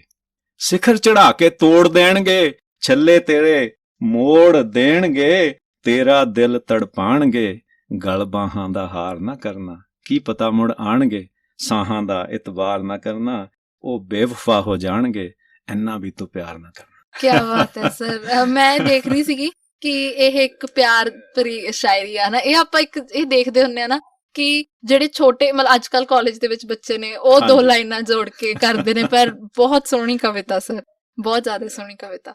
ਸਰ ਤੁਸੀਂ ਦੱਸੇ ਤੁਸੀਂ ਬਹੁਤ ਲੋਕਾਂ ਲਈ ਇੰਸਪੀਰੇਸ਼ਨ ਹੋ, ਤੁਹਾਡੀ ਵੀ ਕੋਈ ਇੰਸਪੀਰੇਸ਼ਨ ਰਹੀ ਹੋਗੀ ਜਿਹਨੂੰ ਦੇਖ ਕੇ ਕਿ ਹਾਂ ਮੈਂ ਤਾਂ ਇਹੋ ਜਿਹਾ ਬਣਨਾ, ਤਾਂ ਤੁਹਾਡੀ ਕਿਹੜੀ ਇੰਸਪੀਰੇਸ਼ਨ ਰਹੀ ਆ? ਮੈਂ ਨਾ ਆਪਣੇ ਕਿਤਾਬ ਦੇ ਸਿਰਲੇਖ ਦੇ ਵਿੱਚ ਵੀ ਲਿਖਿਆ ਹੈਗਾ ਕਿ ਜਦੋਂ ਤੁਸੀਂ ਕੋਈ ਚੀਜ਼ ਕਿਸੇ ਨੂੰ ਕਰਦਾ ਦੇਖਦੇ ਹੋ ਨਾ, ਮੇਰੀ ਕੋਈ ਇੰਸਪੀਰੇਸ਼ਨ ਕੋਈ ਐਦਾਂ ਨਹੀਂ ਰਹੀ। ਹਾਂ ਇਹ ਜ਼ਰੂਰ ਰਹੀ ਹੈ ਜਿੱਦਾਂ ਮੈਨੂੰ ਲੱਗਦਾ ਸੀਗਾ ਕਿ ਇਹ ਬੜੀਆਂ ਹਸਤੀਆਂ ਹੈਗੀਆਂ ਆ, ਬਹੁਤ ਅੱਛਾ ਕੰਮ ਕਰ ਰਹੀਆਂ ਆ, ਹਨਾ। ਸਾਡੇ ਕੋਲ ਉਸ ਟਾਈਮ ਦੇ ਉੱਤੇ, ਮੈਂ 60 ਲੇਟ 60s ਦੀ ਗੱਲ ਕਰ ਰਿਹਾ, ਬਿਕੋਜ਼ ਆਮ 61 ਬੋਰਨ, ਹਨਾ। ਤੇ ਉਮਰ ਤਾਂ ਦੱਸਦੀ ਹੈ ਮੈਂ ਤੁਹਾਨੂੰ। ਤੋ 60 ਦੇ ਐਂਡ ਦੇ ਵਿੱਚ ਇੱਕ ਨਾ ਉਹਨਾਂ ਦਿਨਾਂ ਦੇ ਵਿੱਚ ਆਪਣੇ ਮਿਊਨਿਸਪਲ ਕਾਰਪੋਰੇਸ਼ਨ ਦੇ ਵਿੱਚ ਜਿਹੜੇ ਉਹਨਾਂ ਨੂੰ ਈਓ ਕਹਿੰਦੇ ਸੀਗੇ, ਐਗਜ਼ੀਕਿਊਟਿਵ ਆਫੀਸਰ ਕਹਿੰਦੇ ਸੀਗੇ, ਔਰ ਉਹ ਐਗਜ਼ੀਕਿਊਟਿਵ ਆਫੀਸਰ ਦੇ ਕੋਲ ਇੱਕ ਅੰਬੈਸਡਰ ਕਾਰ ਹੁੰਦੀ ਸੀਗੀ। ਔਰ ਮੈਂ ਉਦੋਂ ਦੇਖਦਾ ਹੁੰਦਾ ਸੀਗਾ ਜਦੋਂ ਮੈਂ 5-6 ਸਾਲ ਦਾ ਸੀ ਵੀ ਇਹ ਕਾਰ ਦੇ ਵਿੱਚ ਆਉਂਦਾ, ਇੱਕੋ ਹੀ ਕਾਰ ਹੁੰਦੀ ਸੀ ਸਾਡੇ ਸਾਰੀ, ਜਿੰਨਾ ਵੀ ਹੁਸ਼ਿਆਰਪੁਰ ਸੀ 1-2 ਕਾਰਾਂ ਹੁੰਦੀਆਂ, ਉਹਦੇ ਚ ਇੱਕ ਈਓ ਦੀ ਕਾਰ ਹੁੰਦੀ ਸੀਗੀ। ਮੈਂ ਸੋਚਦਾ ਸੀਗਾ ਵੀ ਇਹ ਕਾਰ ਕਿੱਦਾਂ ਲਈ ਜਾਂਦੀ, ਵੀ ਈਓ ਬਣਨਾ ਮੈਂ, ਮੇਰੇ ਮਨ ਦੇ ਵਿੱਚ ਸੀਗਾ। ਦੂਸਰਾ, ਜਦੋਂ ਰੇਡੀਓ ਸੁਣਦਾ ਸੀਗਾ ਮੈਨੂੰ ਲੱਗਦਾ ਸੀਗਾ ਵੀ ਇਹ ਆਨੰਦ ਬਖਸ਼ੀ ਕੌਣ ਹੈ, ਇਹ ਗਾਣ ਵਾਲੇ ਕੌਣ ਹੈ, ਮੈਂ ਇਦਾਂ ਦਾ ਬਣਨਾ। ਤੋ ਬੰਦਾ ਜਿੱਦਾਂ ਫਿਰ ਤੁਹਾਨੂੰ ਦੱਸਿਆ, ਜਦੋਂ ਬੱਚਾ ਇੱਕ ਹੁੰਦਾ ਉਹਦੇ ਮਨ ਦੇ ਵਿੱਚ ਵਿਚਾਰ ਜਿਹੜੇ ਹੈਗੇ ਇਦਾਂ ਦੇ ਆਂਦੇ ਰਹਿੰਦੇ ਨੇ। ਤੋ 2 ਚੀਜ਼ਾਂ ਸੀਗੀਆਂ ਵੀ ਇੱਕ ਤਾਂ ਕੁਝ ਬਣ ਕੇ, ਇੱਕ ਆਫੀਸਰ ਬਣ ਕੇ ਕਾਰ ਲੈਣੀ, ਔਰ ਦੂਸਰਾ ਇਦਾਂ ਦਾ ਬਣ ਕੇ ਮੈਂ ਆਹ ਕਰਨਾ ਹੈਗਾ ਵੀ ਰੇਡੀਓ ਦੇ ਉੱਤੇ। ਹੁਣ ਤਾਂ ਖੈਰ ਮੇਰੇ ਟੀਵੀ ਦੇ ਉੱਤੇ ਵੀ ਪ੍ਰੋਗਰਾਮ ਆਉਂਦੇ ਨੇ, ਤੇ ਜਦੋਂ ਤੁਸੀਂ ਅਗਰ ਅੱਛਾ ਕੰਮ ਕਰੋਗੇ ਔਰ ਸੁਸਾਇਟੀ ਨੂੰ ਕੁਝ ਦੇਣ ਦੀ ਕੋਸ਼ਿਸ਼ ਕਰੋਗੇ ਤੇ ਬਾਕੀ ਚੀਜ਼ਾਂ ਜਿਹੜੀਆਂ ਹੈਗੀਆਂ ਉਹ ਤਾਂ ਫਿਰ ਨਾਲ ਦੀ ਨਾਲ ਤੁਹਾਡੇ ਚੱਲੇ ਹੀ ਪੈਂਦੀਆਂ ਹੈ। ਬੇਸਿਕਲੀ ਕਾਰ ਉਹ ਸੀਗੀ ਜੋ ਮਤਲਬ ਈਓ ਤੁਸੀਂ ਤਾਂ ਬਣਨਾ ਸੀਗਾ ਕਿ ਵੀ ਕਾਰ ਚਾਹੀਦੀ ਹੈ ਮੈਨੂੰ, ਤੇ ਹੁਣ ਪਰਮਾਤਮਾ ਨੇ ਤੁਹਾਨੂੰ ਸਭ ਕੁਝ ਦਿੱਤਾ ਹੈ, ਤੁਸੀਂ ਇੰਨੇ ਖੁਸ਼ਕਿਸਮਤ ਹੋ। ਤੇ ਮੈਂ ਸਭ ਤੋਂ ਜ਼ਿਆਦਾ ਖੁਸ਼ਕਿਸਮਤ ਤੁਹਾਡੇ ਨਾਲ ਵੀ ਜ਼ਿਆਦਾ ਤੁਹਾਡੇ ਮੰਮਾ ਨੂੰ ਸਮਝਦੀ ਹਾਂ ਕਿ ਉਹਨਾਂ ਨੇ ਇੰਨੇ ਚੰਗੇ ਸੰਸਕਾਰ ਦਿੱਤੇ ਕਿ ਤੁਸੀਂ ਉਹਨਾਂ ਨੂੰ ਹਲੇ ਵੀ ਰੱਬ ਦੀ ਤਰ੍ਹਾਂ ਪੂਜਦੇ ਹੋ। ਬਿਲਕੁਲ ਬਿਲਕੁਲ ਬਿਲਕੁਲ, ਮਾਂ ਦੇ ਚਰਨਾਂ ਦੇ ਵਿੱਚ, ਜਿੱਦਾਂ ਮੈਂ ਤੁਹਾਨੂੰ ਸ਼ੁਰੂਆਤ ਦੇ ਵਿੱਚ ਦੱਸਿਆ, ਮਾਂ ਪਹਿਲਾਂ ਆ। ਹਾਂਜੀ, ਬਿਲਕੁਲ ਬਿਲਕੁਲ ਸਰ। ਲੇਕਿਨ ਇਹਦੇ ਨਾਲ ਹੀ ਬਾਪ ਨੂੰ ਨਹੀਂ ਭੁੱਲ ਜਾਣਾ। ਜੀ ਹਾਂਜੀ, ਬਿਲਕੁਲ ਸਰ। ਤੁਸੀਂ ਦੱਸਿਆ ਕਿ ਵੀ ਮੈਂ ਗੀਤਾਂ ਦੇ ਵਿੱਚ ਗੀਤ ਵੀ ਗਾਉਣਾ ਹਾਂ, ਹੌਬੀ ਆ ਮੇਰੀ, ਹਨਾ। ਤੇ ਜੇ 1-2 ਆਪਦੇ ਫੇਵਰਿਟ Song ਦੀਆਂ 1-2 ਲਾਈਨਾਂ ਮੈਂ ਗੁੰਗੁਣਾ ਦਿੰਨਾ ਜੀ। ਕਿਸ਼ੋਰ ਸਾਹਿਬ ਦਾ ਗਾਣਾ, ਵੈਸੇ ਫੈਨ ਤਾਂ ਮੈਂ ਰਫੀ ਸਾਹਿਬ ਦਾ ਆ, ਠੀਕ ਹੈ ਜੀ, ਲੇਕਿਨ ਉਹਨਾਂ ਦਾ ਇੱਕ ਗੀਤ ਸੀਗਾ, ਮੁਸਾਫਿਰ ਹੂੰ ਯਾਰੋ, ना घर है ना ठिकाना, मुझे चलते जाना है, बस चलते जाना। परमात्मा ने ਤੁਹਾਨੂੰ ਆਵਾਜ਼ ਵੀ ਬਹੁਤ ਬਾਕਮਾਲ ਬਖਸ਼ੀ ਹੈ, ਦਿਮਾਗ ਵੀ ਬਖਸ਼ਿਆ। ਮੈਂ ਤਾਂ ਇਹ ਦੇਖਦੀ ਹਾਂ ਕਿ ਤੁਹਾਨੂੰ ਕਿੰਨੀਆਂ ਪੁਰਾਣੀਆਂ ਗੱਲਾਂ ਯਾਦ ਨੇ, ਸਾਨੂੰ ਹੁਣ ਦੀ ਜਨਰੇਸ਼ਨ ਨੂੰ ਕਈ ਵਾਰ ਭੁੱਲ ਜਾਂਦੇ ਆ ਕਿ ਕੀ ਕੀਤਾ ਸੀ ਅਸੀਂ, ਪਤਾ ਨਹੀਂ, ਭੁੱਲ ਕੇ, ਤੇ ਤੁਹਾਨੂੰ ਕਿੰਨੀਆਂ ਪੁਰਾਣੀਆਂ ਗੱਲਾਂ ਯਾਦ ਨੇ। ਸਰ, ਇੱਕ ਸੰਦੇਸ਼ ਅੰਤ ਦੇ ਵਿੱਚ, ਹੁਣ ਸਮਾਂ ਬਹੁਤ ਇਜਾਜ਼ਤ ਨਹੀਂ ਦੇ ਰਿਹਾ ਹੈਗਾ ਸਾਨੂੰ ਹੋਰ ਕਹਿ ਰਹੇ, ਗੱਲਾਂ ਬਹੁਤ ਨੇ ਹਲੇ ਵੀ, ਪਰ ਇੱਕ ਸੰਦੇਸ਼ ਜੋ ਸਾਡੇ ਸਰੋਤਿਆਂ ਨੂੰ ਤੁਸੀਂ ਦੇਣਾ ਚਾਹੋਗੇ। ਦੇਖੋ ਜੈਸਮੀਨ, ਬਹੁਤ ਮੈਂ ਸ਼ੁਕਰਗੁਜ਼ਾਰ ਹਾਂ ਤੁਹਾਡਾ ਤੇ ਮਾਨ ਸਾਹਿਬ ਦਾ ਤੇ ਇਸ ਪੂਰੇ GNE ਪਰਿਵਾਰ ਦਾ, ਸਟੂਡੀਓ ਦਾ। ਸੰਦੇਸ਼ ਬੱਚਿਆਂ ਨੂੰ ਇਹੀ ਹੈ ਕਿ ਤੁਸੀਂ ਜਿਹੜਾ ਵੀ ਕੰਮ ਕਰਨਾ ਜੀ ਉਹ ਡੈਡੀਕੇਸ਼ਨ ਦੇ ਨਾਲ ਕਰੋ, ਆਪਣੇ ਪੇਰੈਂਟਸ ਦੀ ਸਲਾਹ ਦੇ ਨਾਲ ਕਰੋ ਜੀ, ਔਰ ਜੋ ਵੀ ਪੇਰੈਂਟਸ ਤੁਹਾਨੂੰ ਕਹਿੰਦੇ ਨੇ ਉਸ ਹਿਸਾਬ ਦੇ ਨਾਲ ਤੁਸੀਂ ਅੱਗੇ ਚਲੋ। ਇਦਾਂ ਨਾ ਸੋਸ਼ਲ ਮੀਡੀਆ ਦੇ ਵਿੱਚ ਜ਼ਿਆਦਾ ਇਨਵੋਲਵ ਨਾ ਹੋ। ਇਹ ਨਾ ਸੋਚੋ ਕਿ ਸਲਮਾਨ ਖਾਨ ਦੀ ਫਿਲਮ ਨੇ 100 ਕਰੋੜ ਕਰ ਲਿਆ, ਅਕਸ਼ੇ ਕੁਮਾਰ ਨੇ 150 ਕਰੋੜ ਦੀ ਫਿਲਮ ਕਰ ਲਈ ਹੈਗੀ ਆ ਜੀ। ਅਸਲ ਜ਼ਿੰਦਗੀ ਦੇ ਵਿੱਚ ਸਾਨੂੰ 1 ਲੱਖ ਕਮਾਉਣ ਵਾਸਤੇ ਪਤਾ ਨਹੀਂ ਕਿੰਨੇ ਮਹੀਨੇ ਲੱਗ ਜਾਂਦੇ ਨੇ, ਬਿਲਕੁਲ, ਬਾਕੀ ਰੁਝੇਵੇਂ ਕਰਕੇ, ਤੁਹਾਡੇ ਖਰਚੇ ਕੱਢ ਕੇ। ਇਸ ਕਰਕੇ ਹਰ ਇੱਕ ਚੀਜ਼ ਜਿਹੜੀ ਹੈਗੀ ਆ ਉਹ ਸਲੋਲੀ ਆਂਦੀ ਹੈਗੀ ਆ, ਔਰ ਆਰਾਮ ਦੇ ਨਾਲ ਆਂਦੀ ਹੈ, ਔਰ ਡੈਡੀਕੇਸ਼ਨ ਦੇ ਨਾਲ ਆਂਦੀ ਹੈ। ਤਾਂ ਜਿੰਨੇ ਵੀ ਬੱਚੇ ਜਾਂ ਜਿੰਨੇ ਵੀ ਲੋਕ ਮੇਰਾ ਇਹ ਗੱਲ ਸੁਣ ਰਹੇ ਨੇ, ਖਾਸ ਕਰ ਜਿਹੜੀ ਨਵੀਂ ਪਨੀਰੀ ਹੈਗੀ ਆ, ਨਵੀਂ ਪਨੀਰੀ ਨੂੰ ਚਾਹੀਦਾ ਕਿ ਆਪਣਾ ਏਮ ਬਣਾ ਲਵੇ ਔਰ ਪੇਰੈਂਟਸ ਦੀ ਆਪਣੇ ਜ਼ਰੂਰ ਸੁਣੇ। ਪੇਰੈਂਟਸ ਕਦੀ ਵੀ ਤੁਹਾਨੂੰ ਗਲਤ ਗਾਈਡ ਨਹੀਂ ਕਰਨਗੇ ਜੀ। ਬਿਲਕੁਲ, ਬਹੁਤ ਸੋਹਣਾ ਸੰਦੇਸ਼ ਦਿੱਤਾ ਹੈ ਸਰ ਨੇ ਕਿ ਆਪਦੇ ਪੇਰੈਂਟਸ ਦੀ ਸੁਣੋ, ਕਿਉਂਕਿ ਆਪਾਂ ਨੂੰ ਕਈ ਵਾਰ ਸਾਨੂੰ ਲੱਗਦਾ ਹੁੰਦਾ ਕਿ ਵੀ ਤੁਹਾਨੂੰ ਕੀ ਪਤਾ, ਅਸੀਂ ਤਾਂ ਜਾਣਦੇ ਆ, ਕਾਲਜ ਤਾਂ ਦੇਖਦੇ ਆ, ਆਏ ਕੀਤਾ, ਇਹਨੇ ਆਏ ਕੀਤਾ, ਉਹ ਆਏ ਆ, ਪਰ ਆਪਾਂ ਇਹ ਚੀਜ਼ ਭੁੱਲ ਜਾਂਦੇ ਕਿ ਉਹਨਾਂ ਨੇ ਦੁਨੀਆ ਦੇਖੀ ਆ, ਉਹਨਾਂ ਨੇ ਐਕਸਪੀਰੀਅੰਸ ਕਾਊਂਟ ਕਰਦਾ। ਐਕਸਪੀਰੀਅੰਸ ਹਾਂ, ਇਹ ਅਲੱਗ ਗੱਲ ਹੈ ਕਿ ਤੁਸੀਂ ਜ਼ਿਆਦਾ ਮੋਬਾਈਲ ਦੇ ਵਿੱਚ ਬੜੇ ਹੋ। ਹਾਂ, ਇੱਕ ਗੱਲ ਹੋਰ ਮੈਨੂੰ ਯਾਦ ਆਈ ਜੈਸਮੀਨ, ਮੈਂ ਉਹ ਵੀ ਕਹਿਣਾ ਚਾਹੁੰਦਾ ਹਾਂ ਕਿ ਤੁਸੀਂ ਮੋਬਾਈਲ ਦੇ ਉੱਤੇ ਡਿਪੈਂਡੈਂਟ ਜ਼ਿਆਦਾ ਨਾ ਹੋਵੋ। ਅੱਜ ਕੱਲ ਤੁਸੀਂ ਦੇਖਿਆ, ਕਿਉਂਕਿ ਜਦੋਂ ਤੁਸੀਂ, ਠੀਕ ਹੈ ਆਨਲਾਈਨ ਵੀ ਐਗਜ਼ਾਮ ਆ ਗਿਆ, but ultimately you need to write to win something. ਕਈ ਵਾਰੀ ਸਾਨੂੰ ਸਾਰਾ ਕੁਝ ਆਂਦਾ ਹੁੰਦਾ, ਲੇਕਿਨ ਜਦੋਂ ਅਸੀਂ ਐਗਜ਼ਾਮ ਦੇਣ ਜਾਂਦੇ ਆ ਤੇ ਸਾਨੂੰ ਲਿਖਿਆ ਹੀ ਨਹੀਂ ਜਾਂਦਾ, ਯਾਦ ਸਾਰਾ ਕੁਝ ਹੁੰਦਾ, ਉਹ ਕਿੱਦਾਂ ਕਰਾਂਗੇ ਯਾਰ, ਅਸੀਂ ਉਹਨੂੰ ਲਿਖਾਂਗੇ ਕਿੱਦਾਂ?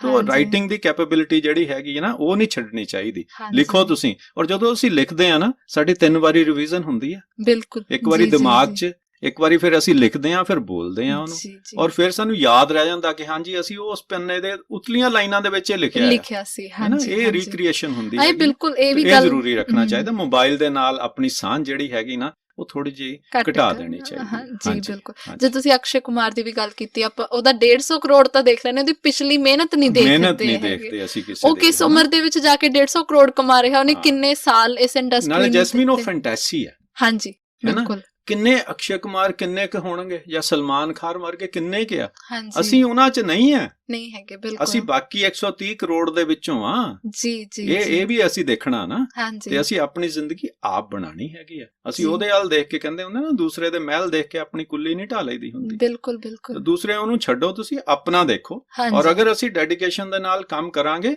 ਤੇ ਸਾਨੂੰ ਸਕਸੈਸ ਹੋਣ ਤੋਂ, ਸਫਲ ਹੋਣ ਤੋਂ ਕੋਈ ਨਹੀਂ ਰੋਕ ਸਕਦਾ। ਉਹੀ ਗੱਲ ਹੈ ਨਾ, ਆਪਾਂ ਇਮੈਜਿਨੇਟਿਵ ਜੇ ਰਹਿੰਦੇ ਆ ਕਿ ਅਸੀਂ ਤਾਂ ਐਂ ਕਰ ਸਕਦੇ ਆ, ਅਸੀਂ ਦੇਖ ਕੇ ਉਹਨੇ ਏਦਾਂ ਦਾ ਐਂ ਕੀਤਾ, ਅਸੀਂ ਵੀ ਇਹੀ ਫੋਲੋ ਪਾਥ ਕਰਕੇ ਅਸੀਂ ਵਰਚੁਅਲ ਦੁਨੀਆ ਦੇ ਵਿੱਚ ਜੀਣਾ ਛੱਡ ਕੇ ਐਕਚੁਅਲ ਦੇ ਵਿੱਚ ਪ੍ਰੈਕਟੀਕੈਲਿਟੀ ਦੀ ਜ਼ਰੂਰਤ ਆ ਦਿਮਾਗ ਦੇ ਵਿੱਚ। ਸਾਨੂੰ ਆਪਦੇ ਰਿਸੋਰਸਸ ਦੇਖਣੇ ਚਾਹੀਦੇ, ਸਾਡੇ ਕੋਲ ਕਿੰਨੇ ਰਿਸੋਰਸਸ ਨੇ ਤੇ ਉਹਦੇ ਵਿੱਚ ਆਪਾਂ ਕਿੱਦਾਂ ਉਹਨੂੰ ਮੈਨੇਜ ਕਰਨਾ।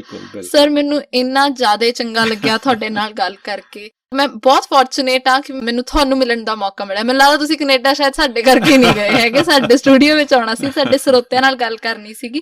ਸੋ thank you so much for sparing your valuable time with us, ਤੇ ਅੱਜ ਅਸੀਂ ਬਹੁਤ ਸਾਰੀਆਂ ਨਵੀਆਂ ਗੱਲਾਂ ਸਿੱਖੀਆਂ। ਬਹੁਤ ਮਿਹਰਬਾਨੀ। ਸਤਿ ਸ਼੍ਰੀ ਅਕਾਲ ਤੁਹਾਨੂੰ ਜੀ। ਤਾਂ ਅੱਜ ਦਾ ਪ੍ਰੋਗਰਾਮ ਅਸੀਂ ਇੱਥੇ ਹੀ ਸਮਾਪਤ ਕਰਦੇ ਹਾਂ, ਤੇ ਤੁਸੀਂ ਸੁਣਦੇ ਰਹੋ 90.8 ਮੈਗਾਹਰਟਜ਼ FM community radio, Guru Nanak Dev engineering college Ludhiana ਤੋਂ। And if you have any type of suggestions, kindly ping us on the email ID fmcrs@gndc.ac.in.